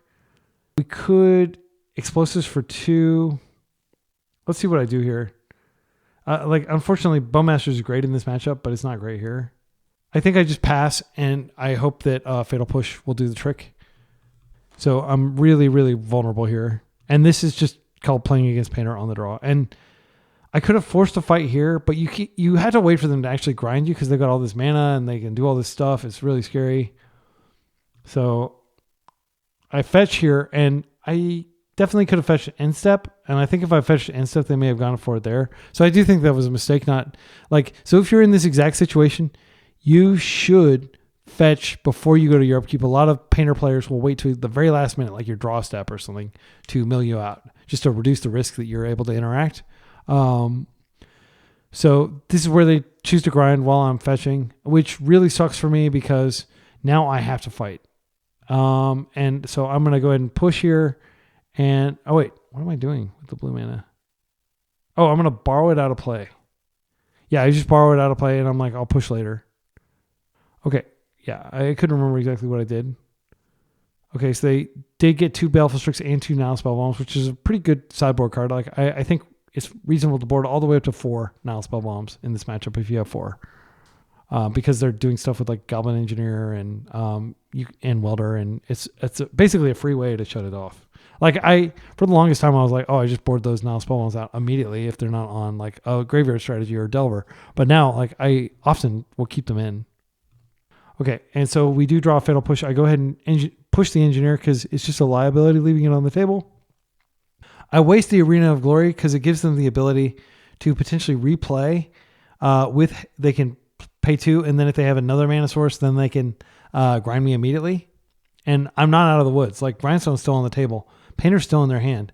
But I rebuy the Fatal Push here, and so I can use that. They play Agatha's Soul Cauldron, which is scary because it's another combo piece. We have Hydroblast up, which is great. So here, do I Explosives for 2 with Hydroblast up? I can't remember what to do. I don't think it's correct to do anything here. I think it's correct to wait because they have the thing in their hand, but I'm not going to listen to my own advice here. I am putting this down for 2. And I think my opponent misunderstands how this works because they play a Painter, which is a mistake. That is a blunder in my mind to play out a second. But now I'm just going to blow everything. Boom. Yeah, and from here, they have another Painter Servant, but I have Fatal Push. They fight. I'm like, cool. And I'm like, let's rebuy the Fatal Push, and let's push again. And Tamiyo just keeps oppressing them. And eventually, we've got Bowmasters for here. So we made it through the critical juncture. And just like with that lands game before, making it through that critical juncture with Loam, I should have been able to close that game. It was just really unfortunate that they kept drawing things that held back my mana base. But you'll find as a control player, you're often encountering situations where it's just this really kind of tight situation. And once you get through that kind of choke point, the game opens up and you're just so far ahead. And that's what we're look at our board presence here. Play Blood Moon. I don't care. I do not care about Blood Moon here. I'm beating you down and I've got my colors. And they just eventually, they can't really do anything in the game. It was over 4 or 5 turns ago. Anyway, that is the league. I'm going to show you what deck I'm going to play next, which is a very similar deck to what we're playing right now. Let me get it. All right, we're back and we have the deck. You might be wondering why I'm playing Snow Covered. I actually don't want to be playing Snow Covered. I don't like Snow Covered as much if I'm not playing Icefang Coatl. I like the look of these islands, which I got for free with my MTGO account when I created it. All right, and now I've got the basics that I prefer. Okay, so let's talk about the difference between this deck and the previous deck. As I said, I wanted to go down to 2 Kaito. I think Kaito is great. It's the best. He's the best thing since sliced bread, and he slices bread just as well as any other bread slicer. And I love him. But 3 of them felt excessive, especially the lands match, even though he was an insane card. I was not another Kaito, I need a land, not that I swapped him 1 for 1 for land. This is still playing the exact same mana base. We are going a little bit more aggressive on the Dazes, which will hurt us if we queue into Hunting Jorgensen, the, the player that was playing Esper Vial. But this is very good against like a typical deck. And I think, so what I'm doing is I'm doing like a kind of a tempo control split. 3 Thoughtseize is, more control-y. 3 Daze, which is more tempo-y. And instead of playing the full 4 Strix, which were very good against Murktide, but are very bad if you lose Bowmaster Supremacy. I mean, like seeing Nethergoyf on the opposing side of the table, it's a really good card, isn't it? And we already have like a bunch of stuff to buff Nethergoyf. We've got 2 main deck spell bombs, and we have 2 Strix.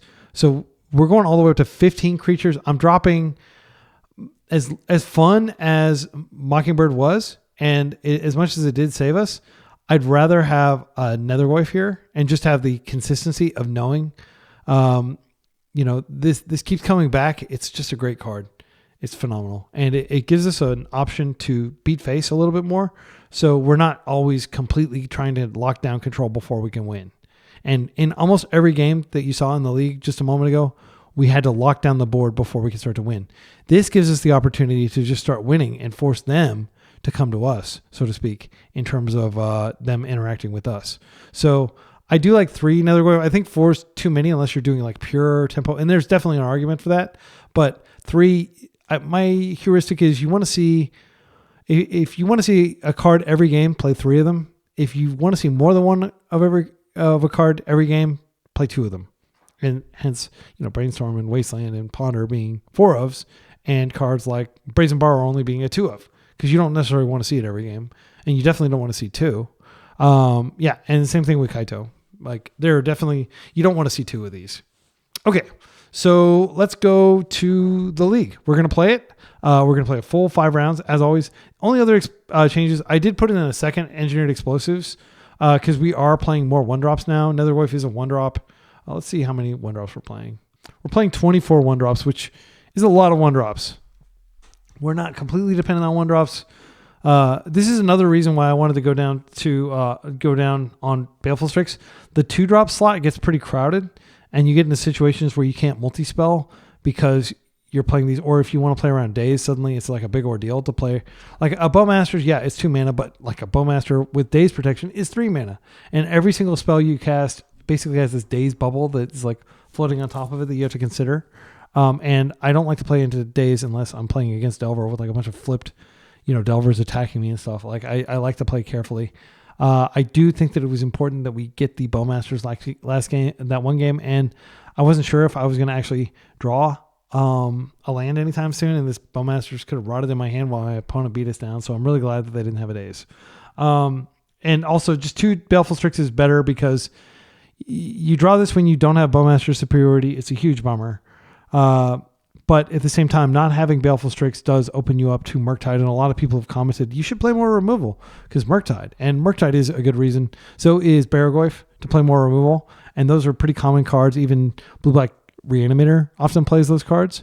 So I think Baleful Strix is quite good against those decks. And yeah, again, it ups our creature count, ups our artifact count. And we do have 7 sorceries now. I'm going down to 3 Thoughtseize. There were games where I wish I didn't keep drawing Thoughtseize, where I was pretty low at life. And it is a pretty pretty bad top deck when your opponent's already hellbent. No other changes over here. 3 Hydroblasts instead of 2. I can't remember if I had 2 in the previous one. Let's take a look. This one also had 2 Hydroblasts.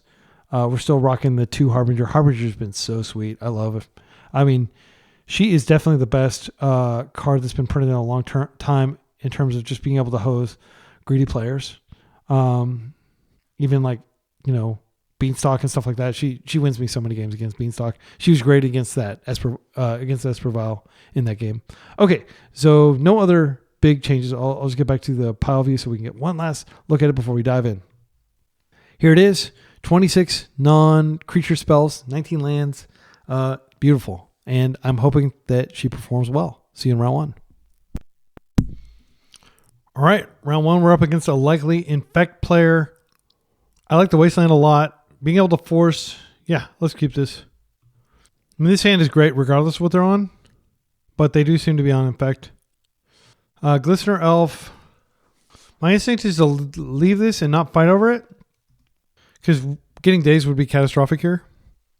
Strix is a phenomenal rip. No reason. I mean, they do sometimes play like a 1-of Wasteland. I'm just going to play this out. Now we have Daze up. We have Force up. This is fine. Come in for 2. I'm kind of tempted to wait a turn cycle to play the Strix. Let's see if we can find something better to play. Wasteland is purely reserved for taking out the Ink Moth Nexus. That is a card that can go into our graveyard. Doesn't do anything against their deck. 2 poison. I think what we do here is we play a Tamiyo as a blocker, and then we don't have to worry about getting dazed. And then next turn we can play our Strix. And Tamiyo can block. She does not care about her toughness as long as she doesn't go below 1. So when they attack, I'll just probably throw her in front of this. And if they want to pump to kill Tamiyo, that is A-okay. I don't want to get too much poison. I want to be ginger with my poison total. So she's going to drop to 1 toughness here. So -2/1. Does attacking give my opponent life? No reason to fetch. Another Tamiyo is fine. So we just need to make sure this Strix resolves. And then we can attack in. I do want to get clues for sure. So I need to outdraw my opponent. But again, the main concern is just making sure we have a blocker. If they ever force, this is the force. My instinct is to force back pitching Tamiyo. All right, are we in? They do not have a lot of removal in their deck. They're forcing a second time. Let's go. Again, they played no removal in their deck as far as I can tell. So they brought this upon themselves. World's tiniest violin. And again, I hope you don't get this as like, oh, he's taking reverie in his opponent's misfortune or anything like that. I just think it's irresponsible to play decks like this that don't have. So there's a card that can potentially kill us. And so it's called Legolas Quick Reflexes. And if they have that card, that's a problem. Because they can potentially Legolas Quick Reflexes, then they can attack and they can kill that when they attack. It's really annoying. Okay, great. They don't have it. I am so tempted to just waste them off their lands, but I don't think that's correct. What is their card in hand? Well, we don't really care about our life total, do we? Let's see. Legolas would be great if they have it. Invigorate. Okay, we don't care about Daze. I will take the Invigorate. Yeah, we'd be pretty dead if Tamiyo wasn't stepping into the breach here. Gosh, we just cut them off these. You can't even cast this without forests. They still have... Yeah, I think we just crack clues. I'm just going to attack and create a clue, and I'll pass with the ability to draw and all this stuff up. They're doing a whole lot of nothing over there. I don't think they're not drawing to some big spell. They had to wait and like refill their hand. They went crazy with those Force of Wills. Oh, they had 3 Dazes. Sylvan Library is one of those cards that is super annoying. We do need to stop that if we can. If we find a Bowmaster, it's... Okay, Nethergoyf. Yeah, it's going to resolve. Now we'll use Nethergoyf to pressure. They have a lot of life that they can use here. Okay, Force. I mean, they can't give their creature haste. I'm going to go ahead and see what I find here. Ponder. If I can find a Bowmaster, it's so good. But no, wait. We can't cast Bowmaster because they have the... So what I'm going to do is I'll just hold this as a force pitch. Nethergoyf. End step, we can fetch and cast stuff. But now they know that they can't go crazy with the Sylvan Library or they're potentially dead. They do have a chump here. I wouldn't be surprised if they just draw 3 cards. But we will hold up these lands until the end step in case we have to force. I really wanted to play Mockingbird with Nethergoyf because the idea of a flying Nethergoyf just sounds so awesome to me. They kept the cards. They dropped to 9. That's fine. They're just looking at so many cards. And all they need is a Berserk. Ink Moth. Okay. I'll look forward to wasting that for sure. And I'm glad I held my Wastelands and didn't. Every turn they pass without attacking, the advantage bar goes a little bit further to our side. So this is great. Let's go ahead and crack this. It's a great... Just not having to worry about your life total. Just in case. No, there's no way that they're going to do anything. I'm actively not flipping Tamiyo because I'd rather just have the clues. They've got their Howling Mine over there. I want mine. Can we find a Bowmaster? Yeah, with Kaito, we just stun. Yeah, I could just put Tamiyo right back into my hand and then replay her as a blocker. That's pretty insane. Like Vigilance. I'm going to play this out because I suspect I'll need the mana. If they attempt to make Inkmoth a creature, I will just waste it. Oh, you know what? They could do that freaking Legolas trick. I didn't think about that. Yeah, this is going to be really embarrassing if they Legolas Quick Reflexes here. But I do want them to do this on their turn rather than mine. They can, potentially, and then they can use that to snipe my Baleful Strix. They're making it a creature again. Okay. Hit it again. It's not. Yeah, we have to do this because they're gonna cast Legolas Quick Reflex, and now they can't because it's not a creature. It can't be. But now it's good to know that they have Legolas Quick Reflexes in there. It's a high price, but we're gonna have the cards. We'll be able to make do. Yeah, because they would have definitely sniped here. Because Legolas untaps.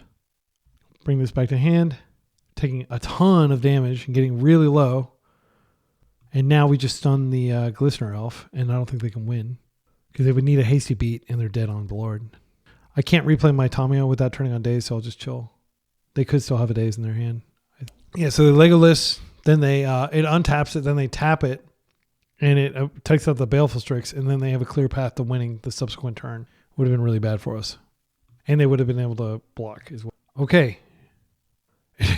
Okay. Wow, the stun counter. They're going to have to Legolas again if they want to win. Do you have another green mana? Okay. Oh, thank goodness. Thank goodness we stunned that. Oh, all right. Chef's kiss. That was just beautiful. I was like, what's going on? Oh, wait, never mind. So, engineered explosives, non-land, unfortunately. So, it can't deal with those things. I mean, it's a good card for sure. Harbinger, I think, is quite good because they don't generally play basics. I do think these engineered explosives come in. Cards that don't matter, these Nile Spell Bombs for sure. On the draw, Daze is less good. Borrower's great. Bowmasters is great. Fatal Push, I can't think of anything to cut other than maybe a couple of the Dazes. We'll keep one in. So this is a good hand. I'm going to keep it, and I'm going to hope they don't kill us really quickly. Do they turn one? No. Okay, so I'm going to definitely Thoughtseize them here. Try to take their opposition agent or whatever it's called.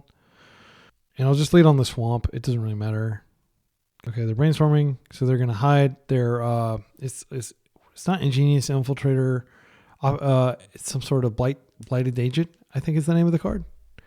And... I may have mentioned this on the channel a few times by now, but I do have Alpha and Beta Berserks, and I used to really want to play this deck.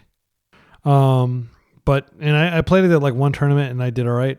It's just not that great though. I played this was 2011. I did all right. Then they oh wow, I'm glad that I got the basic out there. There's the Blighted Agent. Okay, so their hand again. They do have the Daze, which is troubling. And we took the Legolas. So they are going to get a Kraken, and they can potentially Berserk as well. I don't want to play into Daze. If my deck could give me something that is one drop, that would be really helpful. Oh. So let's think about this. If they just have freaking, what's it called? What is the card? If they have this plus Berserk is all they need to win. Plus the one that Invigorate. And they can even do that because they hid 2 cards. So they know one more card that's coming off the top. They did not shuffle. It's a known card. If it's Invigorate, we're just dead. Question is there any merit to playing something out that will distract? We could brainstorm into a Force. I think that's fine because that does tie up some mana. Yeah, I'll just try to brainstorm into a Force if they have it. And then next turn, I can, borrow it out of play in response to them doing stuff. And the subsequent turn, I can just engineer explosives and blow it up. But this is going to be able to potentially deal with one of our lands. So we're only oh, the island's in freaking hand. That's such a punt. I should have played the island out instead of playing this fetch out. If they don't do anything, I guess I can just surveil, and then they'll waste that. They're fetching. They could have Embiggen. They could have a lot of things. But Berserk, I mean, the fact that they have the Daze and we know about it is just, it's good that we know about it. I would probably just jammed. This can't be blocked. So Baleful Strix addresses all the other threats, but it does not address specifically this. All right. Do you have the combo? It's not inconceivable if there's a round 3, then that I should board in Force Negation, just because Force Negation does answer a lot of these things. And really the only thing that can save me here is Force Negation or Force of Will. And I've got 4 of them and 51 cards. I'm unlikely to see it off this brainstorm. Oko, Thief of Hearts up there. All right. Getting some server lag to add to the suspense? Would you like to build a snowman? Invigorate. Okay, they did have it. So, I think we counter the Berserk. So we have perfect information about their hand. So I'm going to wait till the Berserk goes on the stack, and then I'll counter that. Because I'm fine with taking this damage. If I counter the Berserk, I'm getting an extra card out of their hand. And if we get through this, like, they have probably nothing going on their side of the table, but we have to get through this. This has to be a force.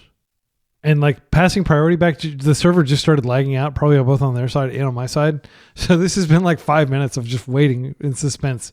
Is this brainstorm going to give us the goods? Let's do it. Show me that force. Fatal Push doesn't do it. Nothing does it. Server lag. They're going ahead and wasting. That does nothing. Does not change anything. Just let me get to my freaking brainstorm. My goodness. Just let this resolve.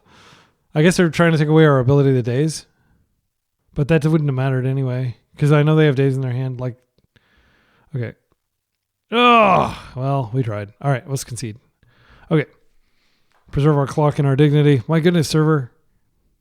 Okay. Game 3. I do think we're favored. It's just, yeah, they had the right cards. I may have talked myself into negation. I definitely think Daze comes back in here. Because they're going to be aggressive. They know the game does not go well for them the longer it goes. Harbinger is good. We have to survive the clinch. Yeah, maybe Harbinger is just too slow. By the way, if Harbinger had been Force Negation, if I brought in Force Negation instead of Harbinger, we would have won that game because we did draw a Harbinger. If we're cutting Harbinger, we should cut a Swamp and we should put in a Negation. They do have Wasteland, but they probably only have one. Let's take a look at their list. You can see, like, I think they just play one as a crop rotation target. Yeah. And do they play crop rotation? I'm surprised they don't play crop rotation because usually you only play, but yeah. Okay. I mean, like, so much of our deck is good against them that, yeah, it's hard to decide. I mean, like, I'm kind of tempted to just take out Kaito because we don't really need Kaito to win. Nethergoyf will win. This is a way to deal with their creature that can't be blocked. I'm so tempted to put it in. Maybe we leave the Kaito in and then we take these out. We up the. These will help us get it through the early turns. I mean, I really do want to play this. Play it so bad. Let's just do it like this. They have an extra Wasteland in their sideboard. I'm not sure if that would be coming in this matchup. Seems like a pretty solid hand. I'm going to keep. We can Surveil land and then we can have Bowmaster. The server was perfectly fine, like basically all day up until now, and it's just been like almost unusable. Like 20 seconds per, passing through different phases and stuff. Luckily, we've got a lot of clock right now. It's just comical. Come on, server. All right. And yeah, I'm just going to hold material. We might need to force something turn 1. All right, we got through our turn. Pendelhaven's a cool card. Some cool tech. That is going to get Bowmastered. I am going to Bowmaster that. You might ask, like, well, shouldn't you Bowmaster, like, their actual threats? Bowmaster serves double purpose here. Not only does it take them off mana and their pump, they're not going to be able to Daze here. That's another reason. So I did make the mistake of not fetching there. I absolutely should have. And I will force if they force. Because that'll mean that they definitely have something they want to protect. All right, phenomenal. I'm just going to waste that Ink Moth, sight unseen. We'll eventually need to waste it anyway. They could have it. See, they had to pay to make it a creature, and then they can use it to hit that. But the time to do that is now. The other option is I could just hit the Pendelhaven and leave them with that, but I think that's wrong. Yeah. I'm going to do this before combat. That way at least I can keep one of my creatures alive. Yep, they're doing it. You'll see. Watch. So this is a creature now. And now they're going to do the thing. And now they can tap it and they can kill my Bowmaster. So frustrating. And they just, stop my Wasteland too. But again, this is much worse when they do it on your turn. Or when they do it on their turn. You want to cast all your removal during their turn. And they could just tap. Wait, it's summoning sick. They can't tap it. Okay, that's great. So I get to keep the Bowmaster. I'm just going to ponder here. I like these cards. Let's see, Bowmaster, or can we see how big this is? This is only 1/2 currently. Yeah, I need the land next turn. I do want to get it out though. I'll put Borrower down here. We'll just draw the land now. It doesn't really matter. And we do have a land up for force, and we'll just pass. We're not going to attack into that. Actually, they could like do something to make it bigger. I do want to get a damage in. I mean, they could, yeah, they could buff that. I'm fine with trading this, but I don't want to trade my Bowmaster because this might like do some serious work if they don't have other lands. The way they sequence their lands makes me think they don't have blue mana. Okay, let's float. And now Daze basically kills us if they have what they need to have. They don't have a forest currently. I'm not going to cast any spells. I need all these cards in my hand. Unfortunately, Borrower cannot do anything with this. Okay, and they're just going to attack for 1. Since they don't own a forest, they like in play, they can't use the... Okay, I'll just take it. Okay, so now what I'm going to do is I'm just going to play this out, and I'm going to attack with both of these, and then we're going to Nethergoyf. Yeah, Legolas is definitely the scariest card in their deck, for sure. And we're not out of the woods yet, but like not being able to borrow lands, it's just, it does make Borrower worse when that's their threat. They did find another land, so now they have the ability to pump. We can counter the pump spells, and I think we probably do need to. So they can buff it, and then we take 2 here. They could have Vial. Super duper scary time. If they have Vial, we're just dead. Let's see. We would take 5 poison here instead of 1, or instead of 2. If we let this resolve, then they can't Penalhaven at least. I think they have Vial. We can put Borrower on in front of it in like 2 turns. Well, we need to draw a land. If they Vial this, they don't have another... I mean, they could invigorate a second time, and then it'd be lethal. Gosh. This changes nothing. I mean, we do need to force this probably. Yeah, I think we need to pitch Borrower. I haven't lost to this deck in so long, but this opponent, I mean, we don't know what they have. There's the Vial. All right, so we're going to attempt to brainstorm here. Okay, and we're probably dead. Wasteland is great, obviously, since they're tapped out. If they don't have another invigorate, you'll just draw like that. Okay, are we dead? They get their card. Our force does nothing. Yeah, I mean, I knew it was the Vial, but I was like, okay, do we go for it? Is it hexproof? It is hexproof. That is unfortunate. Yeah, I didn't think about that. They're hexproof too. Okay, so we're just going to shoot our own army here, which ups our clock, but it probably won't matter if they have another invigorate, because they'll be dealing 9 poison. If they don't, we have a fighting chance because we have a wasteland. So tilting. So tilting. Yep, good game. Yeah, didn't expect to lose that one. And I know I was like making fun of the fact they don't play removal, but yeah. All right, well, that's a sad start to our second league. Let's see how we do in the next one. All right, we're up against a likely tempo gamer. This is from really a long time ago, Death Shadow. I mean, this hand is great if they're on combo, but it's super vulnerable if they have Wasteland. I'm going to keep it.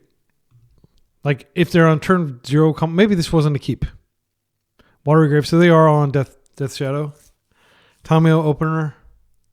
Such a lucky draw. I think we just go ahead and swamp into Fatal Push here.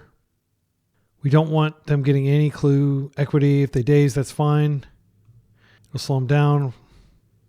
And you could argue that I should have got Underground Sea here, but they could have like double Wasteland. Yeah, that's fine. Okay, so we don't lose any life. They get their Tamio. They have nothing out except they're going to get a clue every turn. We can just go for a Fatal Push next turn. They could have Brainstorm here, sadly. We have our own Tamio. I am pretty scared that we play land. Yeah, I think I'm going to go ahead and play my own Tamio first, and then I'm going to attempt to push. They could Daze or they could Brainstorm. Do we want to use a Fatal Push that could be used on, you know, a very scary monster when I think it's fine to just play out the Spell Bomb. It grows our Goyfs, and it I don't think they use their graveyard for anything, but they could have Reanimate in there If they have a second Daze, like I just don't want anything important to get dazed. I think it's very likely they have a Wasteland here. But at least we can draw through our... we can now spell into draw and try to get to a land. They're coming in. No point in blocking. I will block later just in case of Kaito, but I'm not going to waste a bunch of clicks when the server might decide to have a lag fest. There's the waste. They always had the waste. All right. We have 19 lands. We might get lucky.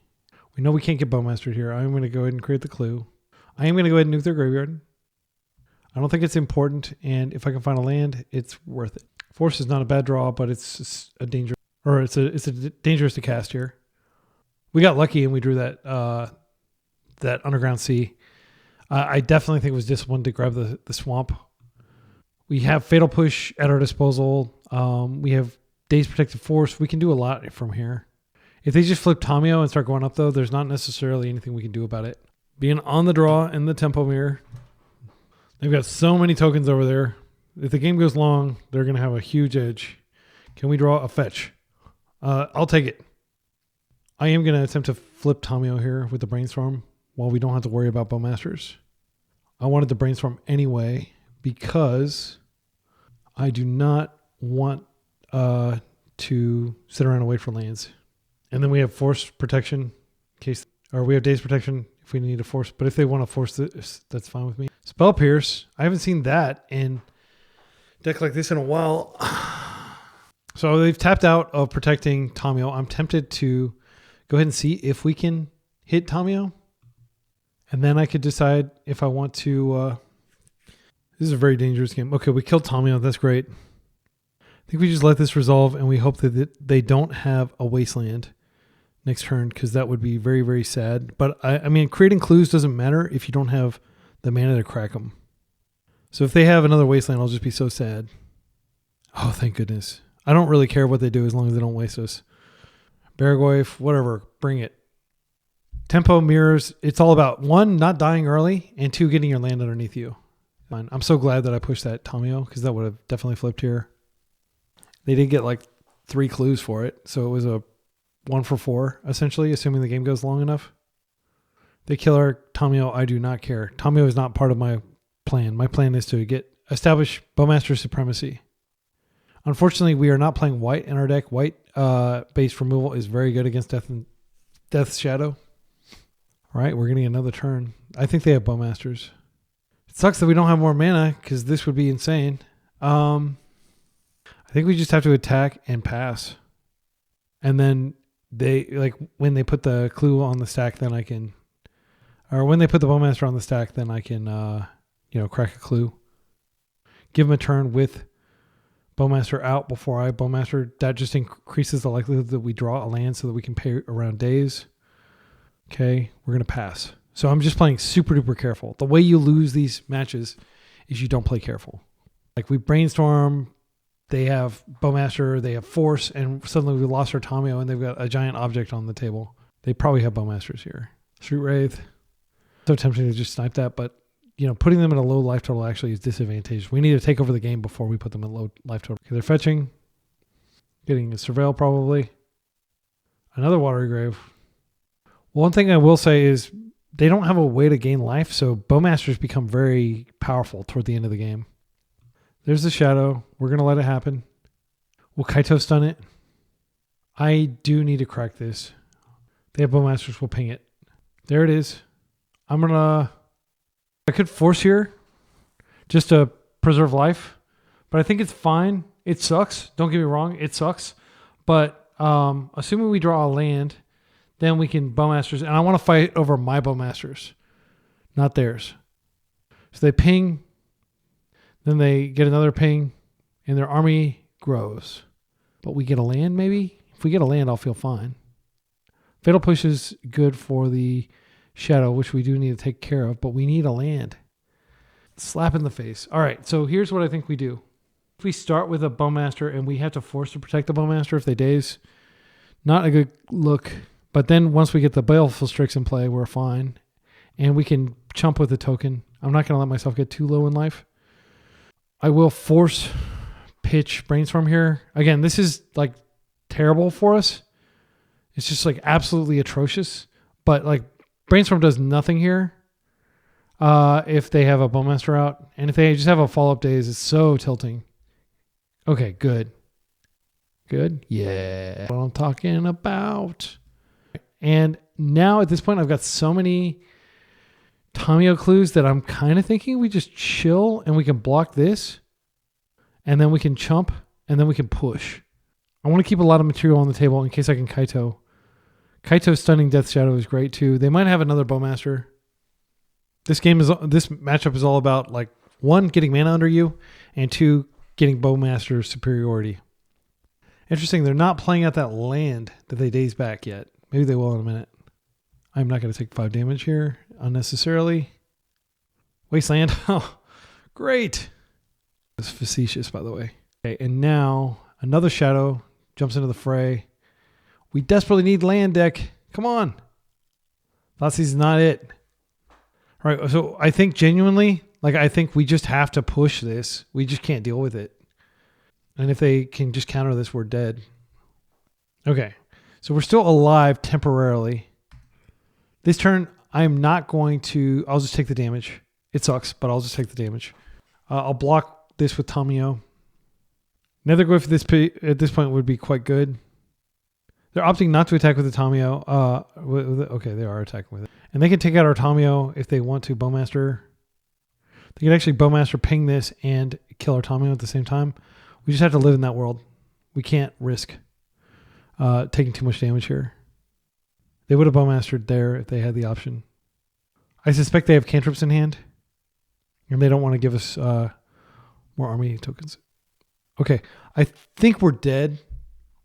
Yeah, I don't think we have the luxury of Thoughtseizing them here. Yeah, our deck just didn't give us the lands we needed. I'll let the Death Shadow through again. I'm not going to grow it. Cracking a clue. That gives us a blocker. Thank you.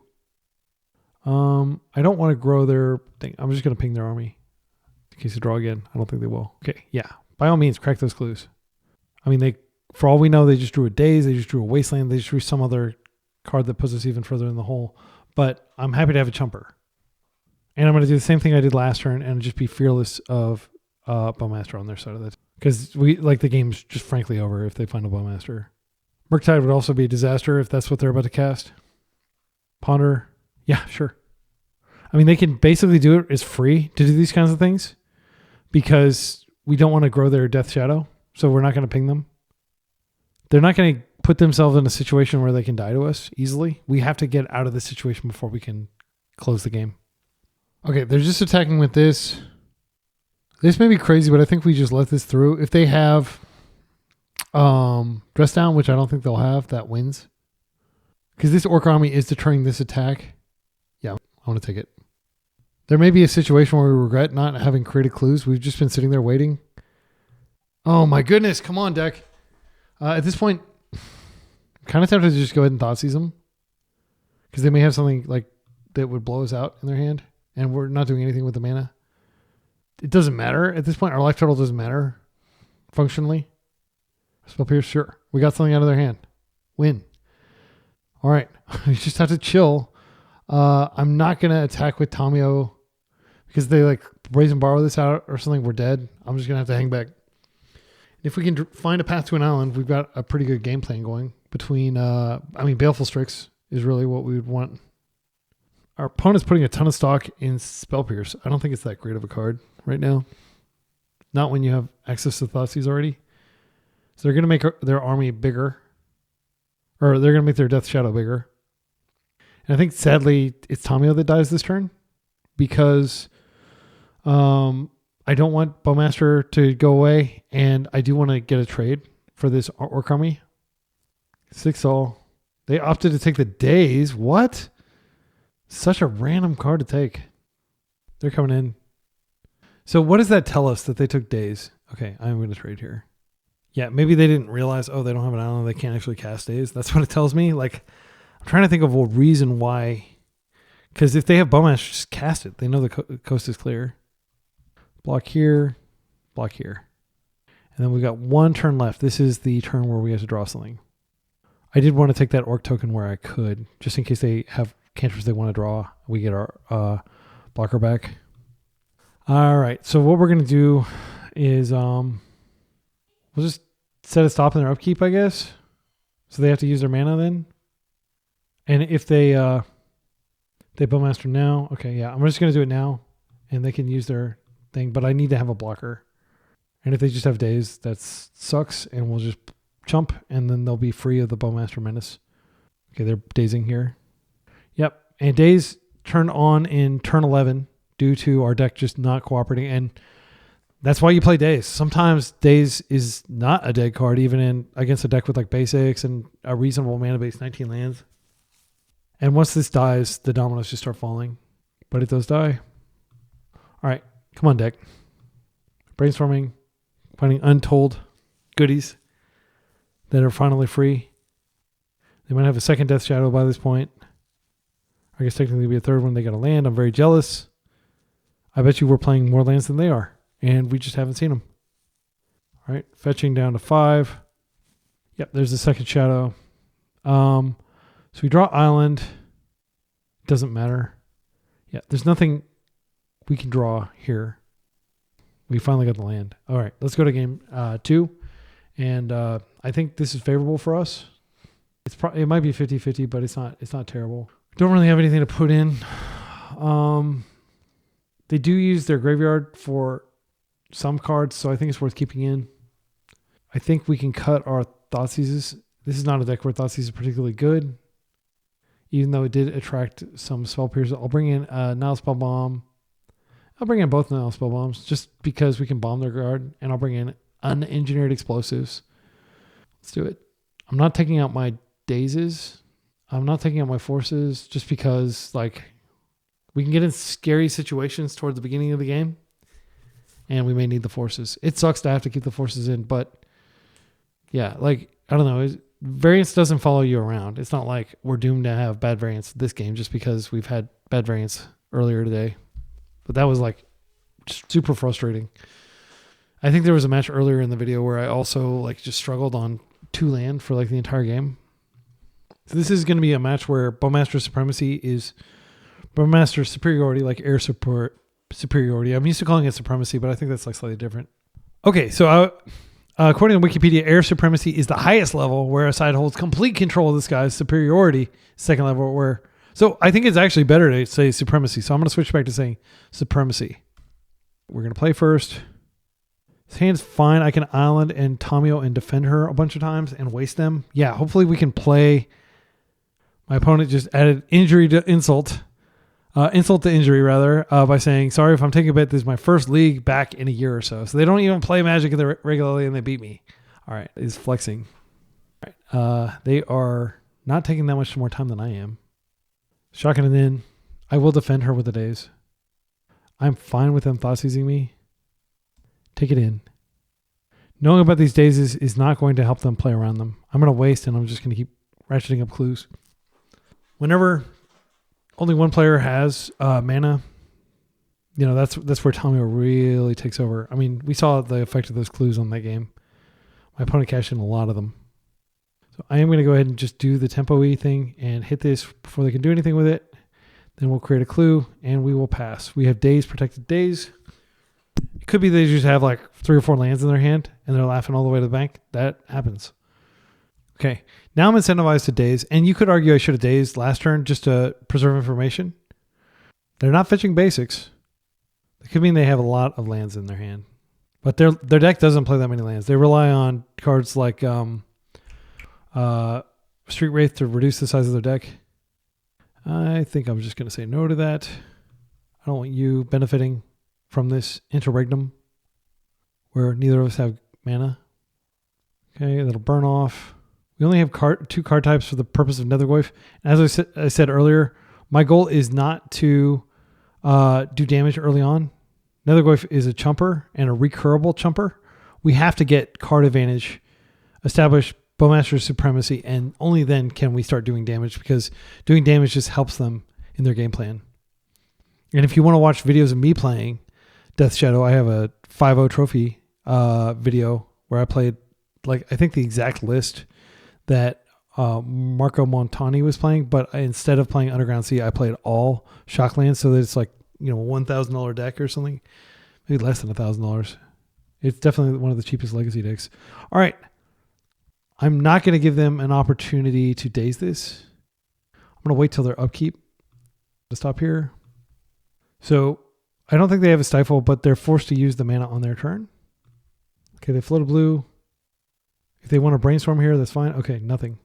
All right, and this is what we wanted to see. Like, we still need to actually draw the land so we can start cashing in the clues. But assuming they can't kill us quickly, all right, there we go. Yeah, I'm going to go ahead and attack here. I mean, they could have a Wasteland they were just banking. I don't think it really helps our cause to get the Nethergoyf out, but Nethergoyf does close the game. I'm tempted to just not Nethergoyf here and to just start cracking clues to try to draw to more lands. And I don't think that's particularly greedy. Yeah, I want to do that. So we're going to get the one-sided Howling Mine. They may just scoop if they can't find land. Yeah. Not willing to suffer the indignity that I suffered last game. Just scooping. I played to the bitter end last game. All right. Now we're on the draw. Days get a lot worse. I tempted to just take them out, but there's not a lot to bring in.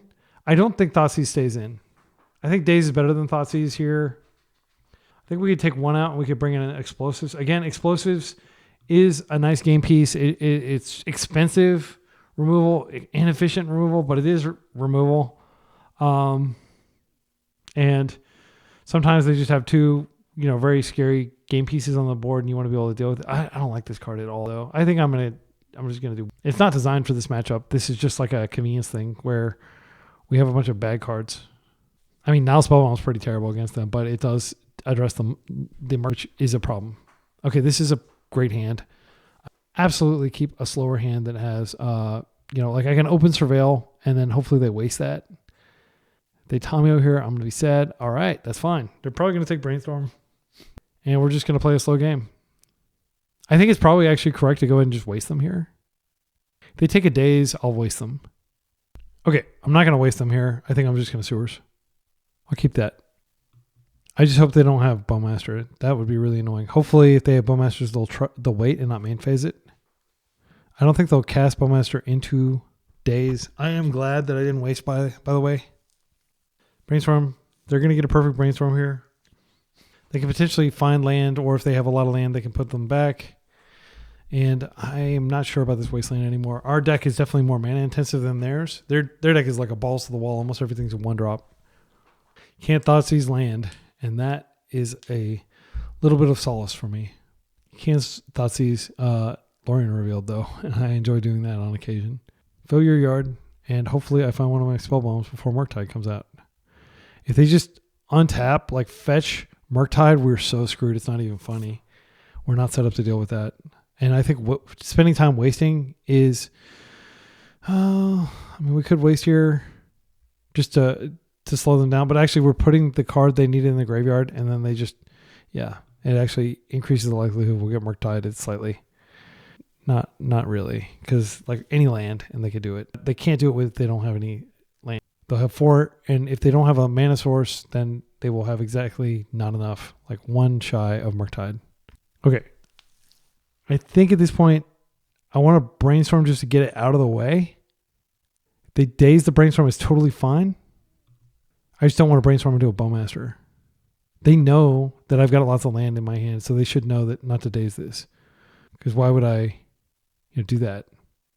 The truth is I want to shuffle away some of these Dazes. They're getting worse. So if I can find a fetch, I can put back maybe one of my lands. Our mana doesn't seem to be under pressure this turn. I could also put back a Wasteland and just plan to out card quality them, which I think we do. They're thinking very hard about whether to counter this. Okay, they let us go. It's awesome.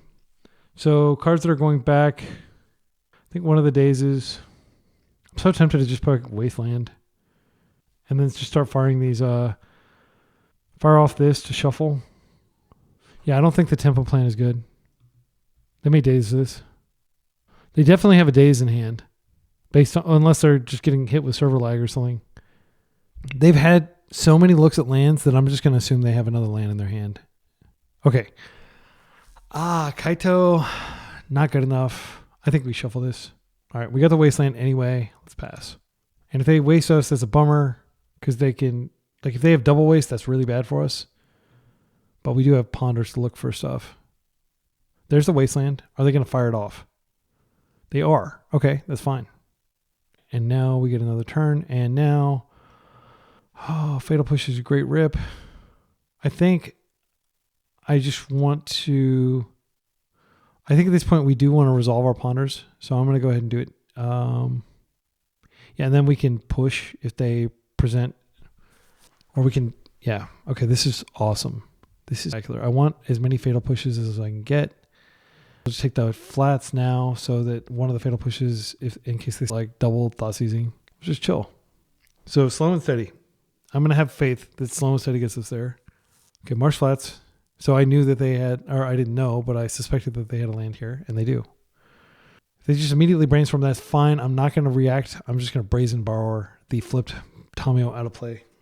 I don't want to do that. I want to be doing that to a Murktide, but I am okay with that. I will push her. We have double push. I'm going to ponder again. We know we have a ponder in there. Another wasteland. I don't think we want the wasteland. The third Fatal Push, I think we want, a Tomio of our own would be great. Now Spellbomb is awesome. I'm worried that we fire both Fatal Pushes at her and then they still have an answer to her. So here's what I'm going to do. I think we go ahead and we Spellbomb and then we just use the Spellbomb because I want to get rid of their yard just to reduce the risk of a Murktide. And then once we've reduced the risk of a Murktide, we have Brazen Borrower to deal with Flip Tomio, and they will get a clue. I've just come to accept that that's going to happen. Okay, Brainstorm's a good rip, assuming that they don't find a Bowmaster. We have lots of answers to Bowmaster, though, but they could overload us with threats. And they are going to start drawing 2 cards a turn now. Thoughtseize is fine. They're getting their life nice and low. I think they probably take Fatal Push here, but they could take Brazen Borrower, or they could take Borrower. I think that's the least priority thing unless they actively want to flip her this turn, and they do have an opportunity to flip her where I can't interact with Daze. If they take her, then we're just basically drawing a Nethergoyf, and Nethergoyf can contest her. We don't have a lot of other things that can contest. And this is the entire side of Magic the Gathering that people that play Stompy decks and combo decks are just totally unaware of, this delicate, intricate dance between tempo decks or control decks. And I pity them. I pity them for not being able to enjoy this part of Magic because I think this is by far the most interesting and fun. Okay, they took a Fatal Push. Tells me they may have a Shadow in hand. So I need to be very wary here. Okay, good. So this gives me a window to brainstorm and put away this very bad Fatal Push or Wasteland, hopefully. We got a lot of fetches in our deck. We've got 7 fetches left. Oh, we didn't get there. That sucks. Well, I guess I'm going to play with the Wasteland. I do need mana here. Don't need 2 Tomios. And in fact, I'd be thrilled if they killed one. No, I'll keep her in hand because she's my pitch to force. I'm going to tuck the Borrower because that is probably the most important card. There are situations where Borrower can save us. I think I'm going to put both the Fatal Push and the Borrower back. I'm going to play this out. And we're going to Tomio, and we're going to pass. They are 1 turn ahead in terms of clue creation. I did have a window there to put out Baleful Strix instead, but it felt right to me to go ahead and put Tomio out instead. I think they're going to Fatal Push her, which is fine. Again, I have another one in hand. Baleful Strix is probably one of the best cards in the matchup, but only if we can keep Bowmasters at bay. Just cracking a clue to draw, that's fine. Hope to be doing the same thing later, and that's one of the reasons I don't want to use my Wasteland for anything, if I can avoid it. I will block here. Back for Kaito. We have Force, which answers Bowmasters, probably the sole thing that I'm really that concerned about. I think we just 1-for-1 push that. There's a lot of risk in going after Tomio here. If they tap out, yeah, I'll go after Tomio instead of Shadow. We're at a very healthy life total. That Shadow is going to have to hit a lot of times. There's cycling. This does flip her. That's fine. I have Borrower that I can use on her. They can regrow Thoughtseize next turn. They have a land. Okay, that's good for us because They have second shadow. That's not good for us. I'm not going to move. I've got Fatal Push and Baleful Strix, and I'll just use Forced to stop plussing here. Yeah, I mean, time is definitely going to be a problem. I'm going to go ahead and do this first. This is the most important thing we're doing here. I'll force if they interact here. It's absolutely worth forcing. So I don't think we're favored anymore now that Tommy was flipped. I'm going to pay for that. I guess I'll pay for that too. My goodness, they're going to triple freaking Daze us. Okay, so we can pay for this first one. Do you have a triple one? Oh, I think that was a bad play. I never advocate for dazing in situations like that. I'm going to create a clue. Well, it'll be useful later. We'll take 5. It's okay. If they have a Bowmaster to ping this down, we will force. And we will hope that they do not have... I mean, if they had a third Daze, they absolutely use it there. So we'll at least get a 2 for 2. If they plus Tommy instead of going down, we have a Brazen Borrower. I think they know about that. Like, we've been floating it around for a while, since like very early in the game. They are under 4 minutes, though, so they may make some time-constrained decisions. This has been a great series of games, for sure. I'm glad I captured this on film. I know my opponent is new, like back to Legacy, but that does not change anything about like how dangerous your opponent is. I mean, obviously it does. Like, if I'm playing against Marco Montani and he's on this list, then it's like way scarier. But this is unfortunate. They are going to Thoughtseize me. This is going to buff their creatures. I think, do we force this?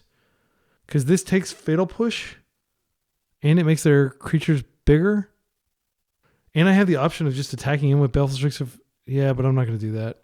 Let's see. I mean, this is pretty nightmarish. They can also fetch and make it even bigger.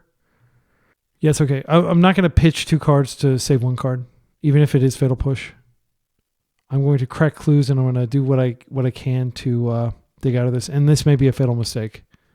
Leave a comment with a timestamp if you think it was a mistake. They took the Force anyway. They didn't take the Fatal Push. What are they thinking over there that they don't take the Fatal Push that answers their killer creature? Maybe they do have, if they have, a 2-mana play, they may have a Fatal Push here. Oh, 10-10. Yeah, this does kill me if they have the Fatal Push.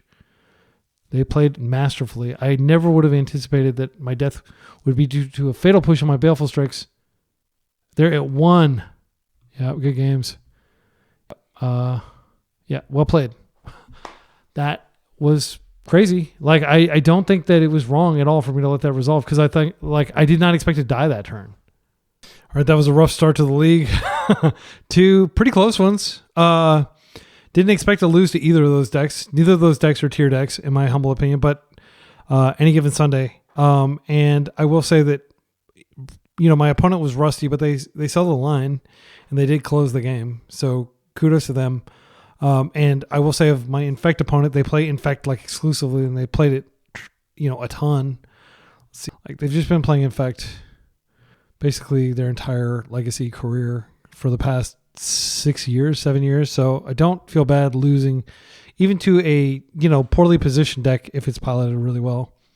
So yeah, it's just shout outs to both of my opponents for leveling me.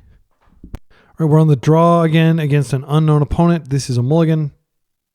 This is a keep. I'm going to put back, if they're on combo, I'll feel pretty foolish. They kept 7. I think I can put back a Force. No, I'll put back a land. I'm going to put this back and I'll play on non-basics. This way, if they are on combo and they Thoughtseize me, like I still have the blue card to pitch to Force. If they have creatures, if they play like Goblin Lackey or something, it's pretty important that you get rid of that. All right, it looks like our opponent is likely on lands or some sort of... so they're probably on depths if they're playing Talon Gates, which is a pretty meh card, but it is good if you can tutor it with a Knight of the Reliquary or something like that. I think what we do is we respect the fact that they could have Wasteland, and we just leave with the fetch and we just chill. And my goal is to Underground Sea, Baleful Strix, draw our 3rd land, and start Kaitoing. There's the Wasteland, so it's unfortunate news, but not surprising. Now we have to ask, do we just want to get it out of the way? because if we just go get Surveil land, we get it out of the way. No, I want a Strix. And I guess I will be getting the basic swamp. And another Nethergoyf is not a bad card when you have just basic swamp. So we are able to put some pressure on the table. Our opponent does exile-based removal. So we won't necessarily get the recurability of Nethergoyf. But if they waste our land and somehow kill this, then Nethergoyf's a pretty big boy already. We drew another blue card that we could pitch to force. And we drew deeper into our deck and got an extra look at a potential land. People who do not play around Wasteland do so at their peril. I mean, I'm inclined to think that this is just for Reclaimer, which we can push. I'm going to let this go. This could be for Sylvan Safekeeper, in which case, tilting. Okay, great. And we can just push that. And if they have that freaking card, Legolas Quick Reflexes, I'm going to flip my bit. I want to brainstorm first. See if I can find something. Yeah, let's do that. Love to find a fetch that can get an island. This is not bad. We can Thoughtseize them. They probably don't have Vial. I think at this point, like, Force is pretty meh. We're going to definitely need these Nethergoyfs, though. I think it'd be a mistake to put back both the Forces. So this turn, I'm thinking push and then a Thoughtseize and push is what I'm thinking.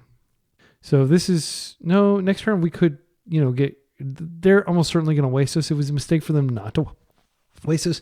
What are they doing over there that they're not wasting us? I'm trying to think of what they could have, like a plow or something up here. It wouldn't be like a main deck Vial. This could be Legolas Quick Reflexes though, which would really suck. But thankfully we would still be able to, play. So if we, we might be able to force them to Legolas Quick Reflexes proactively. Yeah, so I am going to Thoughtseize first. I'm just trying to decide what to put back. I think we're not going to Fatal Push twice, and we're not going to have mana to Tamiyo. Tamiyo is actually probably our pitch to force, though. So I'm going to put back Nethergoyf. And, let's see. I might have to push 2 turns in a row. So, yeah, I'll put back Nethergoyf. Killing them is not what we're about right now. We're about controlling them. And I'm going to start with a Thoughtseize. They could have crop rotation, which I will force. There. I knew it. All right, that's fine. Do they have any other cards? Is it just lands? Oh, thank goodness. Thank goodness it's not just freaking lands. That would be so annoying. Okay, so here's what I think we do. I think we take the Knight, and then during their upkeep, we can attempt... once we have to wait until they're not doing anything. So we're going to wait a turn cycle. Unfortunately, and they could just go get a wasteland and waste us, but we will be able to fatal push them next turn. I think the Knight is too scary. We can't leave it. And I think just to ensure that we eventually have a path to Kaito, I am going to play this out and I'll just chill. I'm not going to do damage. Like I'll deter them from attacking. Next turn I'll attack with both of these and hopefully Kaito. This is fine. Please don't waste me. But like, why wouldn't they waste me here? You are crazy. You are absolutely crazy for letting me do this. You are absolutely nutty crazy for letting me do this to you. They have the ability to put 2 lands into their graveyard. If I stun, they do get to use it. I think it's okay. I am going to stun them, or I could just Surveil and then they attack in. They could draw like a Noble Hierarch, which would potentially make this a lethal attack. I think I'm just going to plus. Yeah, because then they attack in and it's not lethal even with and then we can adapt from there. But we're hitting for more. Okay, so they're going to get 2 activations. They can assemble the Dark Depths combo. We can stun Merit Lage if they do that. They could get a Wasteland to take us off our lands completely, which is what I would have done a long time ago. Merit Lage, we can just Time Walk several times if we need to. Okay, they're just opting to get a Surveil, which is fine. Not the most powerful use of Elvish Reclaimer, but I'll take it. So I'll take it. Now, after the horses have escaped, they are mending the fold. Okay, Thespian stage. All right.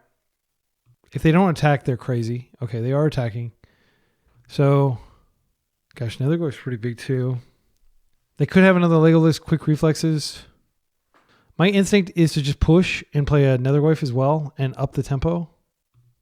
We have force if they cast anything other than Legolas quick reflexes, which we know they have. Okay, good. So now the question is, do we want to surveil? I kind of want to get this taller with another. Yeah, I'm gonna aggro them. All right, let's come in for a hug for 5.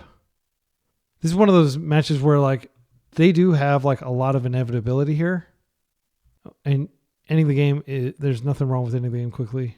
So I think I might actually even pitch Strix to force, which is risky because this is like kind of like a turn we get with without Merit Lage on the table. I think we just let that go though. We just take the life. We're not high enough in life that we can ignore Merit Lage. I do think this is we have Brazen Borrower. We don't actually have that many things in our deck. Like they want to start sacrificing lands to keep this alive. I think it's okay. They're low in resources. I'm going to go ahead and start with this. Do you want to sack a land? Okay. And now we can come in for a hug. Do they still have, they've used 2 plows, I think. So I don't think they have any more plows. I think we just plus and max our damage. Nethergoyf comes in. We've got force up. They're dead on board. They're like super duper dead on board. Even like a Pithing Needle or anything, like there's nothing they can do other than just put out blockers and put themselves in the abyss. I won't counter blockers. I will counter cards like Crop Rotation. Okay, we got it. Again, like I think our opponent had like a pretty good draw, like double swords. They had lots of land. They could have wasted us early on. I think they just punted that, in my opinion, from where I'm sitting on the like looking at the table. Okay, so Harbinger is very good against this deck. Don't be worried about Merit Lage coming in without any counters on it and then they remove it. That rarely happens. What usually happens is your opponent. The Dazes come out for sure. Thoughtseizes stay in. I think Engineered Explosives is a good way. Like they often do have like Self and Safekeeper, which is actually what I was afraid they were going to get when they Green Sunned. Spellbomb's not bad. They use their graveyard, not a lot, but it does turn on. It makes their Reclaimers like really good, really big. Being able to cantrip through it while also making your Nethergoyf bigger is nice. The weakest card in our deck versus them is Bowmaster, I think. It doesn't do a whole lot. I think we can safely take it out and we could bring in a Spellbomb. Heck, maybe we could take out 2. I mean, it's not... They do have like little Mana Dorks sometimes. I don't think Green White Depths plays Mana Dorks really. Okay, I can't find a good list. Yeah, I can't find a good list. But I've played against this deck a lot. It is a real deck. Like it's a good deck. And it's kind of a shame that like I guess it's not putting up numbers because I've lost to it a lot. It's really good against blue decks. I think that 1 Engineered Explosives is fine. Maybe we bring in a second one. It can't deal with. Let's try. No, I think 1 is fine. Like we start taking too many Bowmasters out of our deck, and we can't connect with Kaito. Kaito's really good against them, as we just saw. I think they may have Allosaurus Shepherd in their 75 somewhere. That's something you can ping. This hand's fine. It's not phenomenal, but like dropping a lot of Nethergoyfs can win against them, and we can open basic Swamp. I think open Swamp, Nethergoyf, then Thoughtseize. They remove with Prismatic Ending or something like that. It's not a big deal. We have a backup. Fatal Push is a good rip. I have enough black in my hand that I feel comfortable just getting the Swamp. I realize that it may come across as timid. We do want to start connecting with Nethergoyf, so I'm going to play 1 now, and then I'll Thoughtseize next turn. It's also possible that they play Veil of Summer, and I don't really want to play into open green mana for Veil of Summer. Okay, Lush Portico. We can push that. I am going to Thoughtseize just like last time. I'm going to Thoughtseize first. Let's go ahead and do that. I don't want to expose my Underground Sea unnecessarily if they just have a waste. That'll change what I do. Okay, they have Dark Depths, so they have half the combo. They do have the Legolas, so we do need to take Legolas here. And then we just push, and then they can Green Sun to get another one, but that slows them down a lot. Yeah, we always take the Legolas here. This card is just cracked against our deck. Now I'm just going to push here, and then I can swing in for 3 and get our clock going, unless they want to plow. So their hand is Plains, Dark Depths. Okay, yeah, so they have half the combo. But you always kill Reclaimer. You never let Reclaimer live if you can avoid it.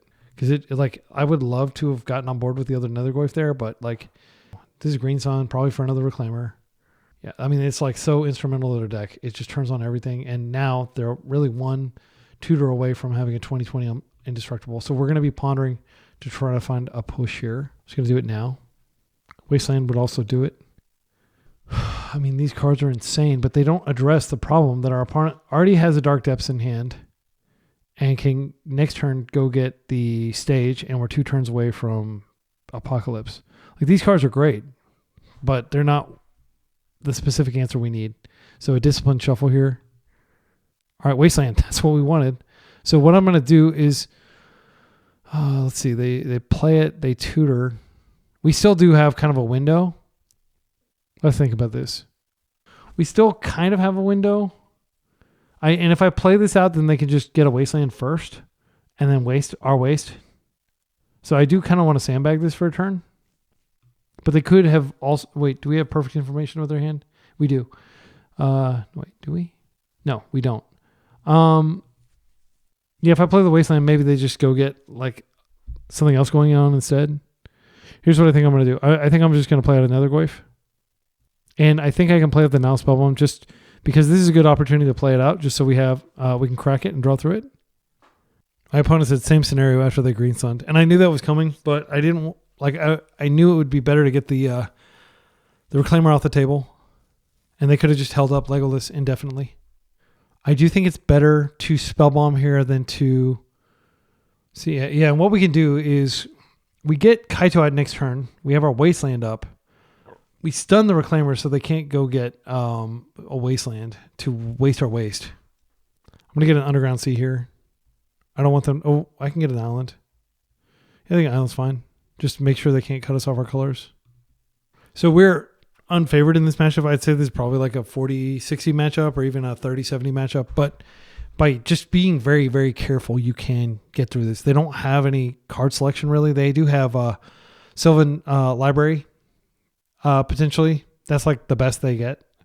And it's very common that like you just exhaust their initial hand of cards and they just are drawing lands because their deck is like 27 lands. And a lot of them are very bad lands. Like you don't want to be drawing Dark Depths naked without like something to go with it. So I hope that they put a lot of work into getting something going here, and then we can just... Oh, they can give their creature protection too. That's another thing they can do. Okay, so my instinct is to go ahead and attack as is, and then we have... they could potentially block and cycle it.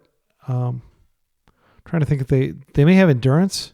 But if they have endurance, I just Spellbomb, and then it's not going to be big enough. Yeah, they could have endurance and block both of these. I want to play this out just in case, and now we're going to attack. Yeah, I'm trying to think why they wouldn't play at the Dark Depths, and endurance is the only thing that makes sense, but they actually did have endurance mana anyway.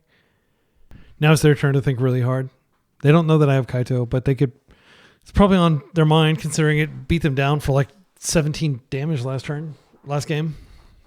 This is one of those matchups that, like, because Oops All Spells is everywhere, you just don't get it very often, because if you're playing this deck against Oops All Spells, it's like maybe a 20% matchup. Like, it's really, really rough. Same with like Death and Taxes and like the black-white blink type decks, and like a lot of format variety is kind of like squeezed out by the presence of Oops All Spells. So I'm really glad that people are playing it, and I'm still connected. I did lose connection the other day, and I just wanted to make sure that my opponent was genuinely thinking that I wasn't just sitting there with no internet connection. Okay, they're going to blocks, so we are swooping in. Prince Charming. And I will be stunning this. Let's see, if they have Legolas Quick Reflexes, they can swing back in and kill it, but actually I can remove some of the power from it. So they can interact now. They may just go get a Wasteland for my Wasteland, just so they can kind of clear the way for Dark Depths, but they're low in life. 7. It's worth noting that they... Okay. All right. Bowmasters. That's pretty annoying. Yeah, so they can kill this. Yeah, I didn't even realize they were playing black. So they are going to be able to kill this, but that'll make my Nethergoyf freaking huge. And I do have another Nethergoyf in hand. So it's not the end of the game, but it is bad news for sure. Okay. They still have 2 mana. They're going to activate. They can phase this out if they want to. Yep, they are going to phase out their creature. So just like that, they become the aggressor again. It's pretty good. I definitely respect what they've done here. And they still have that plow in hand. There's the Dark Depths, and then they can make it. I think I've lost this one. And I did not anticipate losing this one. If I had plussed instead, we would probably still survive this. Yeah, or if I had played differently. Okay, so Nethergoyf gets buffer. But again, they have a plow. So they'll drop another Goyf. And they can just take a multi-turn line to get a bigger creature on the table. My own Bowmasters would be insane here. Fatal Push, really anything. Force is not terrible. I am just going to come in like this and force them to use their plow. Path to Exile. Okay, so they have Path and Plow. Okay, so they have... this is pretty bad because this is basically the only way we have to win now. I think we force this and then we just play the Nethergoyf from hand for the next one. But yeah, I mean, we need a threat beating them down. Otherwise, we got nothing going on, and time is not going to be kind to us. I don't want to crack this now Spellbomb yet. I think they're going to plow now. Okay, they plow. They're through that, and now their hand is empty, and we play the second Nethergoyf, and we have a good blocker. And if they try to make it, we can waste them. And if they go get a Wasteland, then they have to go also get the other thing. And when they activate the second time, I can waste the Dark Depths. Then they'll have to go get whatever it's called, the Echoing Deep or the other Dark Depths. It'll slow them down quite a bit. Okay, so let's see what they get here. I do need to set a stop on my end step so I can waste if I need to. They got the Wasteland. And now I have to waste this because what they can do is they can waste my waste and then they can go get, let's see, waste and then 1-2 to activate. And actually, unless they draw land, I don't think they can actually do that. Am I right? They could draw the land though, but I don't want them to take me out this land, but I don't think I have a choice. I'm just going to waste it. This increases the number of turns it takes for them to do what they want to do. Okay. So we're not in a good position. We got plenty of time for game 3 though. Flagstones was the draw for turn, so they would have had the mana to do it. They would have been able to beat us. So I've got them in the Abyss at least. I'm going to draw something impactful here. They're going to phase out our creature. It's fine. They get 2 lands here. One will just be a plains or a forest, and the other will be something else. Scrubland. Okay. So we actually waste them off every color but white. Oh, they're hitting our Bojuka Bog. That's unfortunate. Yeah, that sucks. Yeah, I didn't think about Bojuka Bog being in their deck, but that is something powerful they can do here. Harbinger is good. Yeah, I think we just Harbinger here. And they're just chilling, waiting for us to draw something while we're, also waiting to draw something. If they attempt to ping our Nethergoyf with a Bowmaster, I will definitely crack the clue. They can go get their forest, but yeah, they're not going to be able to do any of their cool combo stuff against us now. I'm going to play it out. I'll just pass. I mean, I guess I could have preserved the mystery. I'm not going to attack or anything here. I guess I could attack and then just nuke their graveyard if they double block, but I really don't want to lose Harbinger here. They can start aggroing us, but that's folly because we can just hit their graveyard. So yeah, they're just going to go get their forest, which doesn't matter. Go ahead.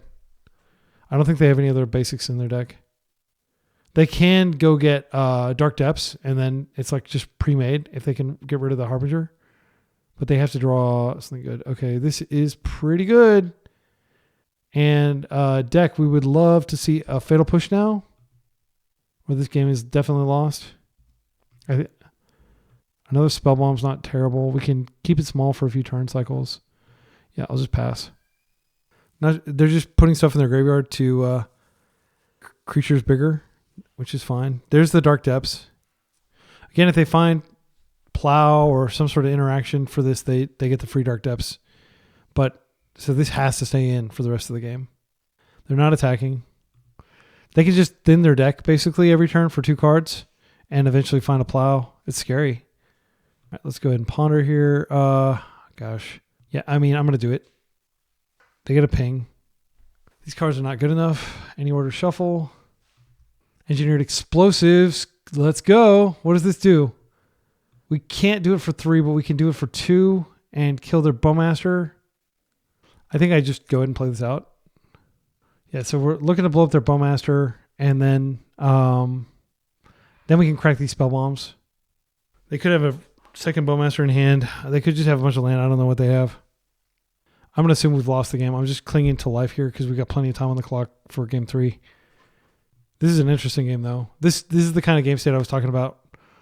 I don't think the ability works, so that's just an island if they sack it. Okay, and I'm so glad that they didn't bother attacking there because now we can draw if we want to. Okay, so here's what I'm going to do. Blow up this, and then I'm going to try to draw into a plow, and that's literally all I can do to survive here. Draw into a force, and I can already tell you that's not going to work. Yeah, we'll just concede. Okay. Yeah, because then we're going to get a Dark Depths thing, and there's no way we're getting through all that. Okay. I mean, I guess we could have drawn a Brazen Borrower, but I didn't want to grow their army a whole lot in the process. Okay. I don't think we changed anything. I still think Daze is a dog. Now that they're playing their Bowmasters, it incentivizes us playing Bowmasters. I'd much rather Bowmaster, Engineered Explosives a Bowmaster. I think we drop a Spell Bomb. I think we're probably over-indexing on them. 2's probably plenty, and then we do bring the explosives in. Let's do it. We're on the play this time. Slightly better odds. This is a mulligan. This is a keep. So my opening is swamp into Nethergoyf, but that does mean that they could freaking Bowmaster off of a Mox and kill my Nethergoyf, which would be very sad. So we're going to keep... What are we putting back? Harbinger is strong against them. Bowmaster is really only good if they have a Bowmaster. I'm going to put it back. And then I'm going to open Underground Sea, Ponder, trying to set up lane number 2. And they are totally going to be digging for basics probably here. This is a land. I think we might need this force. Okay. So we have force up. Pitching Brainstorm probably. Hopefully they don't just start wasting us. That would suck. We actually don't have an ability to cast Harbinger anytime soon. This is just for the guy, the Dryad Arbor. I'm not going to interact with that. Okay, now the fact that we don't have the Bowmaster is slightly punished. It's okay though. I think I'm just going to drop the Nethergoyf and hold up interaction. Next turn, we can like potentially instep Brainstorm. We could do a lot of things. I just don't want to subject this to Bowmaster risk. I guess that was the window where we could have done it without Bowmaster risk. We know we've got a Baleful Strix on top of the deck. Okay, Wasteland. If they fire this off, I will. Don't want to answer that. Oh, this card has to be answered. Yeah, I'm going to pitch the Harbinger. Again, like this is all about my philosophy of like, you just reduce the number of things. Like if they waste us, then we're not anywhere near casting that anyway. Are they going to give us a turn with this? This is crazy. They should waste us. All right, well, I'm just going to hold. And they're doing it. I will just Brainstorm now. Get deeper into my deck. Okay, so we got a second Nethergoyf, which is good. And, I mean, we could, in theory, just like waste them back, but I don't think that's correct. So I'm going to put this back. We'll just draw it. It doesn't really matter. Yeah, so we're going to be population, Nethergoyf town, population us for a few turns, hoping that these can get some damage in. Endurance is a huge liability against how we're currently set up. And that Wasteland was very good, but we keep our Wastelands up. A lot of times you can basically get a 2-for-1 because they have to waste to get your waste out of the way so they can get their combo going. And when they waste your waste, then you just waste them back and you get 2 lands for the price of 1. Pretty strong. All right, let's go in with both of these. Fully eyes open to Endurance being a card that they could have. They have Endurance mana. Oh, we're so lucky. Yeah, that was very lucky. All right. And the moment we get a blue source, we get Strix, we can start Kaitoing. Lots of things open up to us, but we do need a blue source. I just want to remind you that Underground Sea was in my hand and I did fetch a swamp. Like I am playing cautiously around Wasteland. If they path us, that's totally fine. Bowmasters is fine for now. Nothing I can do about it. I'm glad that I avoided it so far in terms of having, like, it sucks that Baleful Strix is not going to work very well, but if we get Kaito in, we will be plussing Kaito to survive a few strikes. I am feeling incredibly vulnerable, though, due to that Wasteland, the single Wasteland. But that is why the Wasteland is in every deck as a 4 of. Basically every fair deck these days. I don't think control deck without Wasteland is nearly as strong as control deck with Wasteland. This is a card that we are not set up to beat. It's already a 5/5. Okay. If we could have that land, that would be fantastic now, deck. All right. This is going to get a basic island. Oh, no. Oh, no. Yeah, we can't do anything here. We're probably going to surveil. This can go get Wasteland and waste us again. It's pretty nasty. I think we've lost. This can also get Bajuka Bog and just shrink these. I think there's a 0 chance they respect. Let's see, we attack in with both. Okay, here's what we do. We attack in with both. They're going to block one and kill it. The other one, no, they may not block. And if they don't block it, then we have Kaito going. And Kaito stuns that, and then they have to double attack Kaito, kills Kaito, makes the Nethergoyf bigger. We bring a Nethergoyf back at some point. I think that's the only way. And if they have Plow, it's such a blowout, but I don't think we have the luxury of waiting around. If you can see what I'm saying, leave a comment like, I see what you're saying. I see how you're totally screwed, and you had to make this dumb play. Actually, if we Baleful Strix, we would have... No, the play was put to Baleful Strix, then they ping, and then these are huge because they're going to Bojuka Bog. Yeah, now we have to do it. So we clicked into our attack step. I think the play was to Baleful Strix and just have them ping it. They're probably like, what are you doing? Why would you do this play? It's terrible. And they're right. It is a terrible play. But it's the play that we have. That is insane. That is the most insane block I have ever seen. Now we stun here. They kill Kaito, but we have a few turns of hitting them. Because if they Bajuka Bog us, the game is over. And the game is probably still over realistically. But we are going to be able to get some extra damage in. I just want to emphasize... Well, that makes sense. Yeah, I mean, like, it stops that trigger, and then they can Bajuka Bog. I figured they had something, but it was still a mistake. It was crazy not to block there. I don't know what they thought we could have at instant speed that would put that much power on them. I hope they just go aggro and don't think about Bajuka Bog, because if they Bajuka Bog, the game's over. Man, this just gets worse and worse every turn.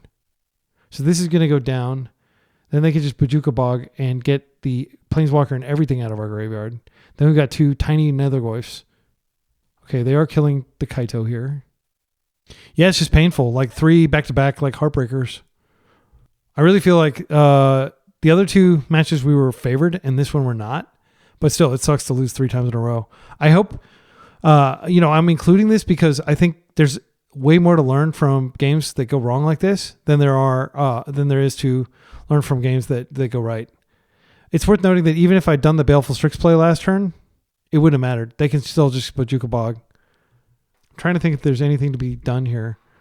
I think if we ponder and we find a Fatal Push, they can Bajuka Bog with this on this, and there's nothing I can do. These cards don't do anything, unfortunately. Yeah, that's a ping, and now they just Bajuka Bog us, and if they pass priority without getting the Bajuka Bog, boom. Now I can keep this alive even in light of a... but it's not good by any means. I'm going to play this one out. And we're going to chill for a turn cycle. Again, I think we're dead as soon as they realize, oh, I've got Bajuka Bog. They'd be crazy to cut Bajuka Bog in this matchup. They can try to assemble the combo. That might be what they're thinking. Oh, we'll just go assemble the combo and win instead of caring about these things. But they should go ahead and Bajuka Bog us. So we have Surveil, and that might put enough things in the graveyard, but we really do have to find a Bowmaster to kill this. Then after we find a Bowmaster, we have to also, they're going to be able to get a ton of mana on the table. And every mana they're finding, there's nothing we can do about that. This is going to kill one of our things, and it's going to set up lots of additional things. Yeah, Legolas Quick Reflex, 2 games in a row where that's come on really strong. If you're still watching, I know it's painful to watch me lose, but I hope you're learning from it. The these are close games, and I'm not sure in some of the matches. Like I do think it was a punt to not just Baleful Strix there, take my medicine, get my creature a lot bigger, and be able to attack in. But they had the Legolas reflex anyway. I don't think that. Let's see. Yeah, actually, if we did that, we would have been able to attack in. We wouldn't have been able to Kaito if we'd done that. And we would have had to hope that they could have just double blocked with like the tree and the Orc Army token, and then it wouldn't have mattered. Yeah, I don't think we were going to win that game no matter what, but leave a comment with the timestamp if you do. All right, round 4, we're up against a likely combo player. I mean, they play Vintage. Pauper. Let's see what they play in Vintage. Actually, they may be a control player. This is from a long time ago.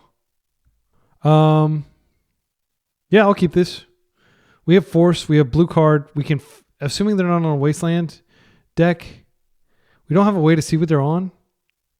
I think I just surveil and don't do anything turn 1 until we have more information. This also means that we can potentially Daze protect our Force. We're not a pure tempo deck. I don't think it's correct to just always go get Underground Sea in place. Okay. So it would have been correct. They're on 12 post. All right. So they could have Wasteland, but usually 12 post is like actively trying to like needle Wasteland rather than play it. They may have one in. I do expect Sowing Mycospawn. Oh, that's great. We're just going to go get non-basics here. All right. So here's what I think we do. I think we Tamio and Nethergoyf, and then we still have Kaito to pitch, even though I don't really want to pitch Kaito here. Yeah, I'm going to go get Underground Sea, and I'll just do both. Because that way we're attacking in the clue dimension and getting some damage in too. They do have a card in their deck that they can go get.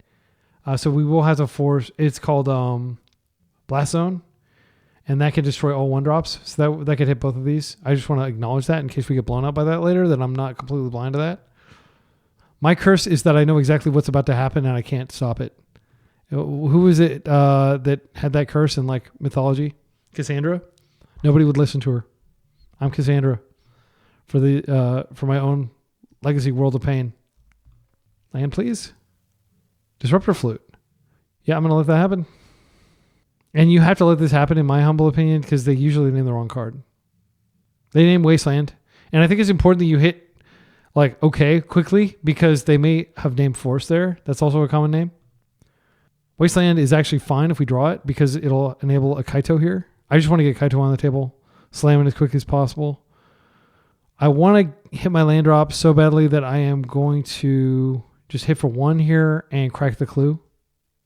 I realize that Bowmaster does increase the clock, but you know what really increases the clock? Freaking Kaito. Come on, land. No. All right. So Brace and Borrower can get this out, and we can waste in a pinch, but we're probably not going to win this game. I think this is one of those matchups that you almost always lose. Game 1, and then game 2, you hope that you're able to disrupt sufficiently, or that they get just unlucky. They will hit a fail rate, or they just draw the wrong mix of cards. Planar Nexus is a hell of a card. Oh no. This is the Sowing Mycospawn. If they Sowing Mycospawn, I'll just concede. I'm not going to keep playing in light of that. It's such a frustrating card. My goodness. Good game. Not like this card, man. This is at the very top of my ban list, wish list. Okay. We can still win. We can still beat the deck that like exiles your lands uncounterably. It can happen. All right, we're bringing in our consigns for sure. All 4 of them. And we're bringing in Force Negation because, like, sadly, we kind of have to. We will take out the Nile Spell Bombs. We'll take out the Dazes. Daze is a terrible card in this matchup. You can occasionally get stuff. Orcish Bowmasters is terrible, but it's not. Oh, Fatal Push comes out. Yeah, I'll take all those out. I don't think they're playing the Elvish Reclaimer if they're playing Sowing Mycospawn. Means we bring one of these back in. Just as a blue card. I mean, Engineered Explosives. I don't like it. Let's go. I'll keep the Orcish Bowmaster in just because it does apply pressure. But like you might be thinking, but didn't they just play a creature that you can kill with Fatal Push? The body is the least of our concerns. Okay, this is a Harbinger hand. I think what we do is we just open sewer and then we play the Tamiyo second because we may need to pitch this and we can't pitch the Harbinger. Harbinger is the best card here. You need Force Negation to stop K command, which can exile your creature. That goes in the yard. We don't want that. What we're looking for is additional forces to protect our Harbinger. It really sucks when you like think you have a lock with Harbinger and then they have like Dismember or something like that. We need to be able to counter that. Unfortunately, Force Negation cannot counter that. There's the Blast Zone I was talking about earlier. We could stop this map, but I think we let it happen. Okay, so my thinking is we can just end step Bowmaster, or we could get Tommy. I think getting Tommy out is fine, even though they have a Blast Zone, because they're not going to have the mana to use it. And if they do use it to blow up this, it's like one less mana they have. If I play this, that makes them hyper aware of its presence, but I'm not going to use it. My opponent said GG's. Okay, well, I don't know what was in your hand. They scooped. Well, we'll take that one, I guess. Okay, let's go to the final round. We're fighting for 50 play points, which is half of entry into a league. So we earned, I think, 5 chests and like 120 play points for the previous 4-1. So basically, like, it's a wash in terms of like my ability to play. And it is worth it. Like, it's kind of a privileged thing to say. Like, assuming you have money, it is worth doing this just because the caliber of competition you get is insane here. Our opponent has already mulliganed, which makes me want to mulligan too. Zyranel. All right, unknown opponent. This hand is freaking fine. I mean, this is a great hand because we can Thoughtseize them if they don't turn one us. I'm just going to keep and hope it's not oops, and I'll just freaking lose it if it's oops. 5 cards. 4 cards. Okay, so we should have mulled the force, apparently. Okay. 4-card hand. Polluted Delta. Okay, so they're on Reanimator. Because like the only deck I can think of that would mull that deep is Reanimator. And I think I want to keep this up for later so we can get a Surveil if we need it. I'm just going to freaking... If you got the Daze, you've got the Daze, but I need to stop you from having a Reanimate effect on top of your Entomb. They're going to go ahead and Entomb here. Okay, Animate Dead is the take. Wow. See? I got it right.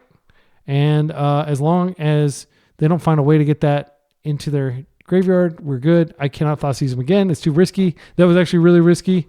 And I was thinking, like, this could be the last Reanimator I cast this game, or the last Thoughtseize I cast this game. All right, they bin and unmask. Bloodstained Mire is out, so their hand is Gristlebrand, one unknown. It's worth noting that Bowmaster is fantastic against a resolved Gristlebrand. I do think I want to ponder here and see if I can find a force. These cards are okay, but they're not a force. Yeah, I think we can, if we find a Spell Bomb, that's another thing that just blows us open. Another Thoughtseize is too risky to cast. Well, we have 2 options. One, we can get on board with Tamiyo and start drawing 2 cards every turn. I think that's what we want to do.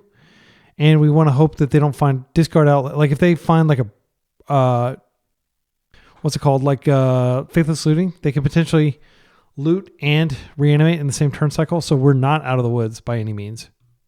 But we don't really have, I mean, like I think getting Tamiyo online is better than just doing a mere Surveil. We've been lucky so far. Like the London Mulligan gives people like exceptional ability to win. Okay, and now they have a Traxa, and if they find it, we're dead. Instead, they find land. What a relief. However, it's worth noting that...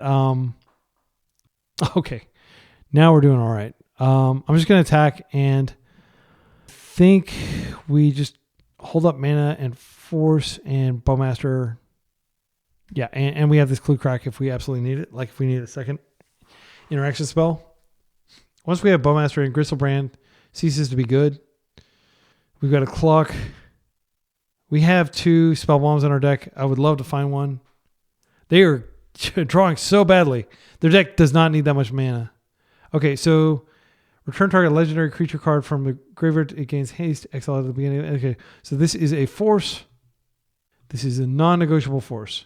And unfortunately, Thoughtseize, you can't Thoughtseize the top of your opponent's deck. This Brazen Borrower can come in and potentially bounce.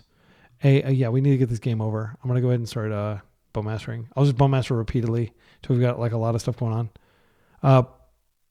Best draw on our deck is now Spell Bomb. Please. Fatal Push does nothing here. I'm not going to push damage. I'm going to keep up the ability to Brazen Borrower if they animate dead. That's like kind of a Time Walk effect. It actually doesn't work when they have 4 mana though. I think it's safer if they put like, I'll just do the instep. Like we're foregoing a damage, but it's fine. I would rather safely Bowmaster. Okay, they're cracking this. This is bad news. Okay, what is it? What are you doing here? Unmask?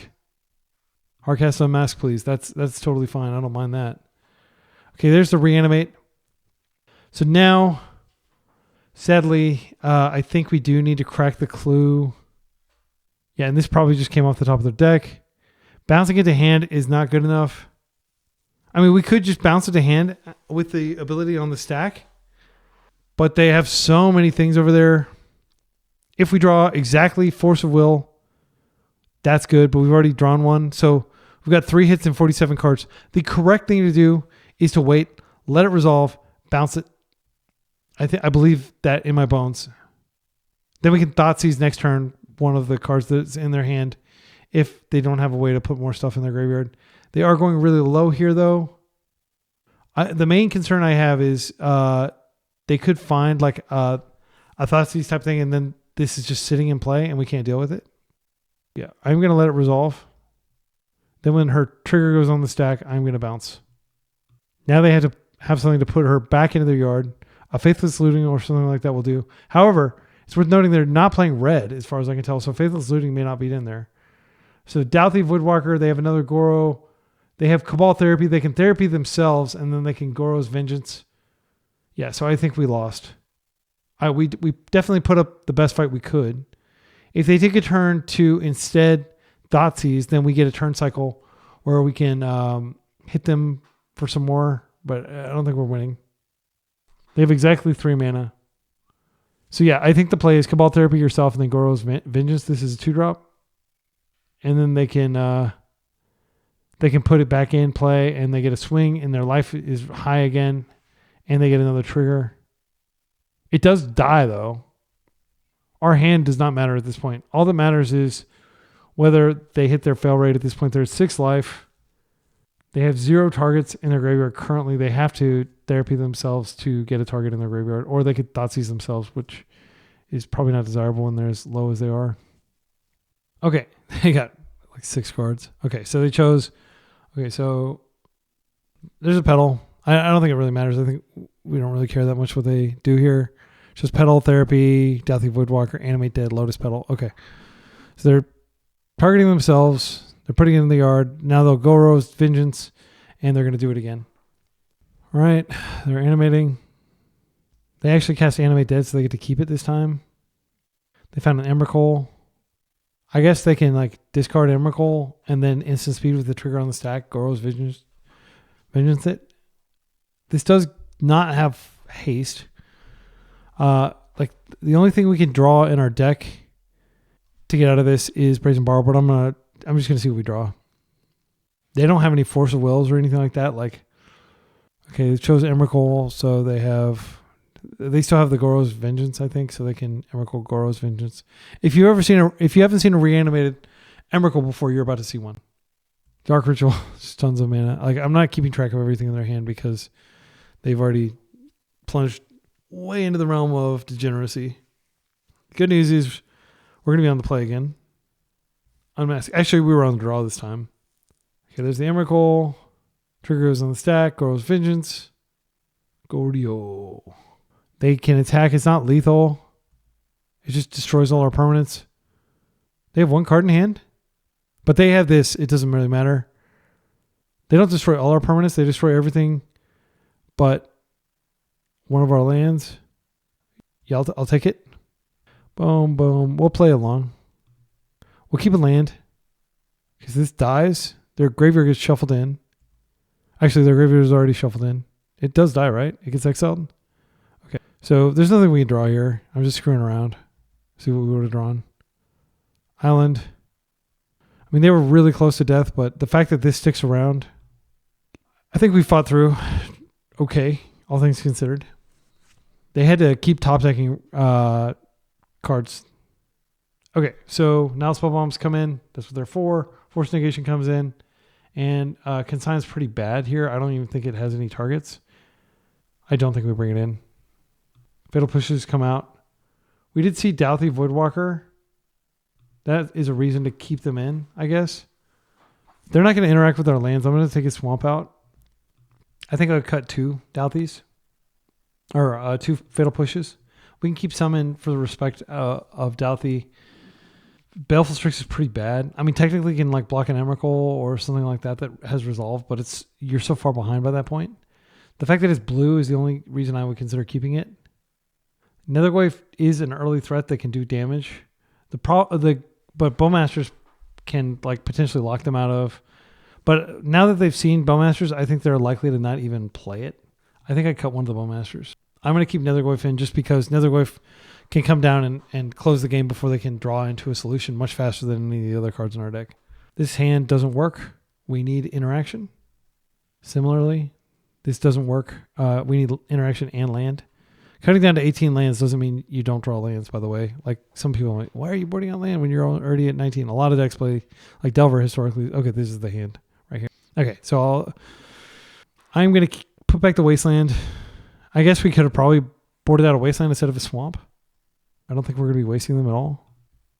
My instinct is to just put back a Force of Negation. I mean, it sucks to do so. Yeah, we had to mull so deep. And if they have Thoughtseize, we can't really play Automio if they have Thoughtseize. Yeah, I'm going to play Automio. We're most likely to draw a land. They're not on red, so I'm going to assume that they're not going to have a... and we're not going to pull a land out. Whenever you fetch, you pull a land out of your deck and you slightly reduce the likelihood that you draw land. So by playing out the land that is not a fetch, you avoid that. And we're going to get Tommy. We're going to start amassing clues, and then we're going to force fight them for a while. They're on 6, so we're almost certainly going to have to force something here. That could be an Entomb. Therapy is going to name the Force of Will, but they can flash it back. Yep, they named Force of Will, which is expected. And now if they can get any creature, they can flash that back. Okay, so I think there's a decent chance we lose here. That's a good card. I am going to flip her. I need a land, and also this gives us the ability to start regrowing forces, which is not spectacular, but it's better than nothing. Okay, we get a land. So I think we put back one of these Force Negations. It's a liability if they have, well, yeah, I think it's the highest likely thing that happens is I do want the second land because it represents the ability to crack clues. Crack a clue. So this flips. We're plus here. Play a land. We've got Force Negation up. We've got a Surveil land. We've got a clue next turn. We are going to regrow a force. We're going to do everything we can. All right. If they have Douthie into Force Negation. Okay, Witherbloom Apprentice. I can't stop that. That card sucks. It's definitely dangerous. We're going to have to start plussing instead of minusing here, if that's how they're going to roll. Okay. And I do want to shuffle away the Force Negation for sure. I don't want them to get any benefit from it. Now we have to worry about the Witherbloom combo. That goes in the graveyard. It's not good enough. We drew a land anyway. I mean, we could minus here. I don't think they're going to sack this to Cabal Therapy, but if we minus, they know, and they can also attack. I think we have to plus. I'm going to play this out. Now we have Hardcast Force Negation, Clue Crack it, Instep. And once we ultimate, the game will be over, regardless of what our opponent thinks. That is how you end the game. Spoils of the Vault.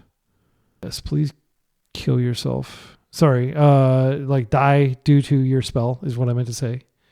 We're not an advocate of any form of self-harm here on the Be Excellent channel. It is not excellent to say stuff like that. They know we have Hardcast Force Negation up. They did find a Chain of Smog. They only took 4 damage in the process. They can smog us, wipe our hand, or they can smog themselves, knowing that we have Force Negation up. They're going to attack for 1. That's fine. They're going to wait until they can clear this probably. Unless if they have like a Thoughtseize into a Dark Ritual or something, they can do it. If they Dark Ritual, I will actually Force Negation it. So my understanding is after they've done this, so if I just force this, then they don't get to potentially put stuff in their yard. I'm going to just do this. And it's fine. I don't care if they get to gain a life here and do a damage to me. That's fine. Okay, yeah, because I don't want them to enable their combo. Like, it makes a lot of sense, like chain of smugging yourself, putting like an Emrakul or something in their yard. Kaito's great. If I could push this out of play, I'd be pretty happy. I do think I'm going to ponder here. And then I'll just... Well, I could just regrow. If I regrow, I'm dead with a bloom attack. I'm going to ponder. Fatal Push just takes care of it. And then we regrow. So I'm going to do this. Fatal Push. Unfortunately, this does turn on the ability. They can just reanimate it, but I'm going to buy back Force of Will. It sucks to just be sitting here doing nothing against them, but we have to respect their deck and the fact that like just plussing and threatening the ultimate is not necessarily good enough. We do actually have to deal with like stuff that they could be doing here. And it sucks to have to pitch Kaito. Better believe I'd like to have Kaito on the table here, but I think that this is a force. And we've got Tamio Clue, Crack, and then we're drawing a card. Okay, there's the Nethergoyf. I can play that out. And we've got the Clue Crack, which, wait, I know what I'm going to do. I'm going to undo that. And, we'll just crack the Clue first, and then we can play the Nethergoyf. But if I draw a Now Spellbomb, I need to play it. Okay, Wasteland, did we know we were going to draw that? Pretty good card. And now we're going to drop our Goyf, and we're going to hope that their 3-card hand can't answer what we're doing over here. Reanimate on Witherbloom is not the end of the world. They have to have another chain of smog. It's going to take us several turns to win, though.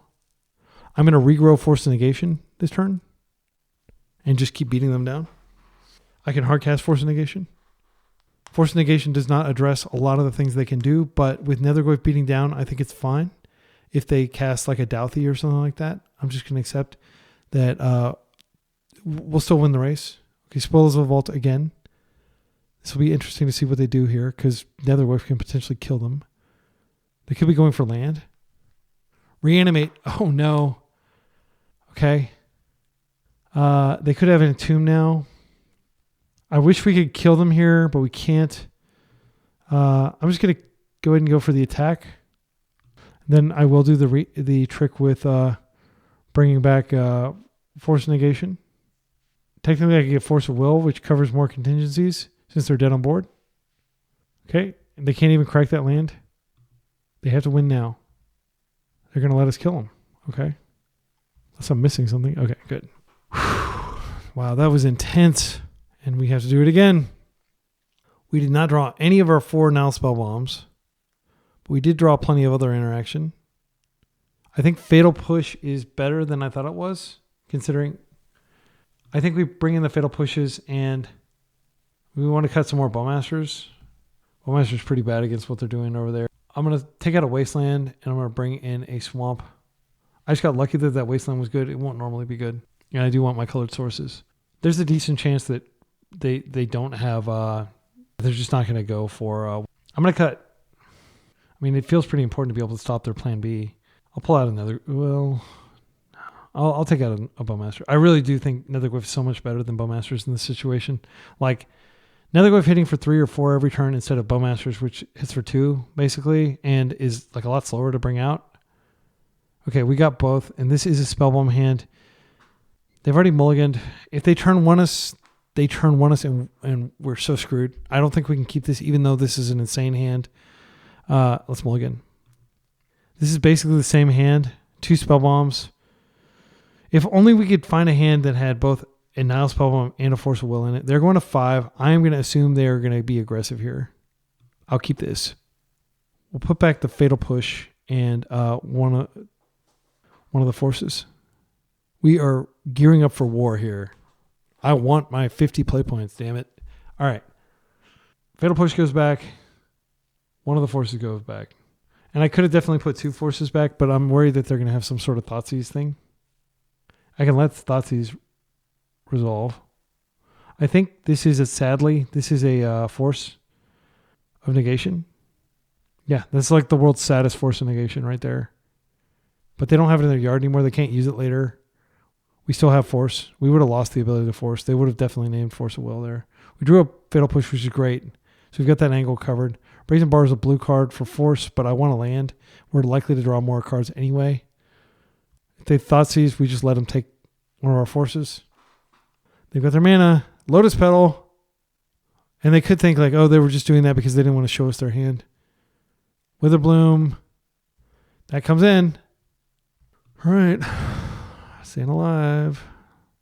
So I do think, sadly, we do need to Fatal Push this. Yeah, I'm going to Fatal Push this. They could reanimate it. That would suck. We'll let them reanimate it. No, we can't let them reanimate it. We force and then we Spellbomb next turn. Spellbomb is really good against them. Okay, dodging freaking bullets like it's nobody's business. All right, and now if they reanimate this, I'll just cantrip through it. Petal, those are great rips. Like for us, we want them to have just a bunch of useless mana lying around. Daze, not the best rip. Hold. What a climactic end to a league. This is a blue-black version of Reanimator that I'm cool with, by the way. Like, because it's not quite as broken. I think that's fine to play out. Like, eventually we'll be able to hardcast forces. They don't have Daze or anything. Yeah, I think the problem with blue-black Reanimator specifically, and the problem you really only address through banning Entomb, in my humble opinion, is that it's just too compact. It gets to play like a really good blue tempo deck and also have an I win button. Anyway, I will focus on the game at hand here. So there is a risk to Thoughtseizing them, but I'm going to do it. There's a risk that their hand is all enablers or all payoffs, and that they were just waiting around for a way to get in the yard. Because the Spoils of the Vault is the take here. They could just go crazy like Windmill Slam a threat. Like Archon is castable with their current hand.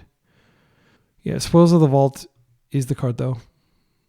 And they're not even close to winning. So that's why they didn't bother casting it, because casting it is a risk that they die to it. Drawing more mana. I need a threat. Come on, deck. Give me a threat. A Brainstorm would be fine. I'm going to keep playing these lands because they get me closer to hardcast force. But I don't want to have to hardcast force.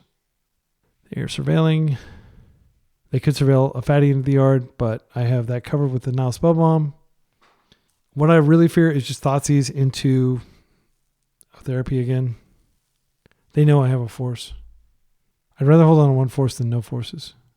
This gives them the ability to flash it back. That was absolute desperation play, by the way. Now if they put a creature on the stack, I might actually have to Spellbomb them. Now, okay, thank goodness. I was afraid they were going to cast Gristlebrand there. One more land and I have Hardcast Force, but I'd rather draw something better.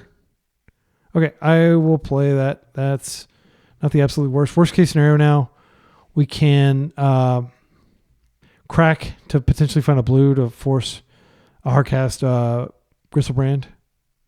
In order to Hardcast Gristlebrand, though, they have to draw one. I'm not going to lose my nerve and start cracking those. Those are too valuable. That's fine. Okay, Lotus Petal number 4. Our opponent is having some bad draws on their side of the table for sure. So they have 2 Dark Rituals and 1 Unknown in hand. I'm not going to fetch the Thin. I do not believe in it. Brainstorm's just around the corner. Okay, there's our 5th land. Fine. We don't even have anything to brainstorm back. Like, our hand is great. They may have some crazy shenanigans that we have not anticipated, and that's how we die. I don't really want this in the yard. There's certainly a risk that Gristlebrand is going to happen this turn. I'm going to negate it. I need this force for Gristlebrand. And we would have 2 cracks to find a Gristlebrand. Oh, do we want to? No, these are valuable. I'm not going to fetch the Thin. Okay, now I hold this for Brainstorm Equity. This is the Brainstorm dividend. You start drawing bad cards eventually, and you have them. You've played Discipline, and you can put them back. Okay, that's another dead card. Another card that can be returned with the Brainstorm. Again, we're drawing dead, but our opponent's top decks are probably even worse than ours. There's the swamp. Okay, here comes Gristlebrand. Hardcast Unmask. They're going to take the Force. Yeah, I'll hold the other cards. This is a crazy game. Yep, there's the Force. Now, they don't have the mana to Dark Ritual him out right now, I don't think. Actually, they do have 8 mana. So I guess they haven't drawn him. Come on, deck. Come on, deck. My goodness. All right. Can we get through this? Last game of the day. Then I'm going to go do some other stuff. It's this Gristlebrand. 3 mana on the pool. 4 mana. 5. I'm going to be so sad if I have to crack both of these clues. Yeah, but I do need to. So let's think about this. I need to draw a blue card and a force. Actually, are all 4 of my forces accounted for? There's just nothing I can do. So frustrating, but yeah, I think I've just lost the game. Yeah, all 4 of my forces are accounted for because I pitched one earlier. So I could draw a double Daze. I think that's literally the only sequence, but I do have to do it. If she resolves, the game's over. So let's go ahead and fetch the Thin first. I'm pretty sure double Daze is the only thing here. Wait, did they use Dark Rituals? They didn't even use the Dark Rituals, so double Daze doesn't work. Oh, how do we have a Force of Will in our deck? I thought we used them all. Okay, never mind. Okay, so I'm going to grab this. Yeah, and this is a situation where I could have just, like, if I played out one of these lands, I didn't think about it, then I could have forced and I already had 2 bad cards to put back, so it was a total punt not to do this. So in the unlikely event that I draw a force here, I mean, I could fetch and Thin even further. I think actually it's important enough that I need to do that. Just maximize the odds of drawing blue card and force. And what I'm doing in doing this is I am opening myself up to just whatever degeneracy follows if they've drawn, reanimates and stuff. Baleful Strix is a blue card. Their graveyard's gone. This has to be force 1 in 37 chance. What the hell? Okay, so we're not out of the woods, but that was incredibly lucky. 1 out of 37. And now we're basically just dead if they just have a reanimate effect. But I'm not going to complain. I should have forced. Oh my goodness, I could have forced with the actual trigger on the stack. That was such a punt. I didn't think about it. And now if they just have the reanimate, the game's over. And the incredible luck. So 2 lessons, 2 very immediate apparent lessons here. 1, play out a land if you've already got plenty of stuff to put back. There was no reason I shouldn't have put out that land. And of course we drew the land. Yeah, that we would have fetched. Oh, okay. Well, we've still got 6 minutes. I'm going to just try not to get tilted. We might as well. There's nothing to fetch. Wait, there's an island to fetch. Yeah, I'll play this out just in case we draw a brainstorm. I think we're screwed because I could have just forced that goes to the yard, and then they don't have a freaking card in their yard that they can turn on with 10 reanimated spells that are in their deck. Such a punt. All right, come on, give me a brainstorm. Give me something good, deck. Okay, that is something that does something, so I'll take it. It's a 5/6. There's almost no chance that we get through 3 turns of just swinging in. We've been incredibly lucky so far. They're going to get their other Surveil land and Tomb into the yard. Okay, so they dodged a blank. Bloodstained Mire. Okay, wow. Come on, deck. This would be the most epic of wins. Oh, no. Another blank. I'm not missing anything I could be doing, am I? I don't think so. Got double Fatal Push in case, I don't know what happens. They don't have any more mortuaries. They're just getting lands out of their deck. They're fetching the Thin. This is a reanimate. Animate dead. Yeah, we're dead. We could potentially borrow it out of play, but they're going to get so many cards. I screwed up so bad. This wouldn't be in their yard if I hadn't screwed up. So I am publishing this. It's humiliating. I'm publishing this because I want you to learn from my mistakes. They have the Chain of Smog combo. They have Unmask, double Reanimate, Archon of Cruelty, which they can hardcast with the Dark Rituals in their hands. Yeah, the fact that they can hardcast the Archon of Cruelty this turn. Let's see, 1, 2, 3, 4, 5, 6, 7, 8. Yeah, they can easily cast it. This game's over. I'm going to concede. I won't make you wait any longer. So let's do like kind of the post-mortem here. So we learned several things. First of all, I think there were some punts in the... literally the only game we won was the one where our 8-cast opponent scooped. So that was like a just atrocious league. And I don't usually publish those, but I do think there are some great moments there, like when I ripped the Force, and it didn't matter because I foolishly did not, Force with the thing on the stack. Oh, that's so tilting. I'm so disappointed in myself.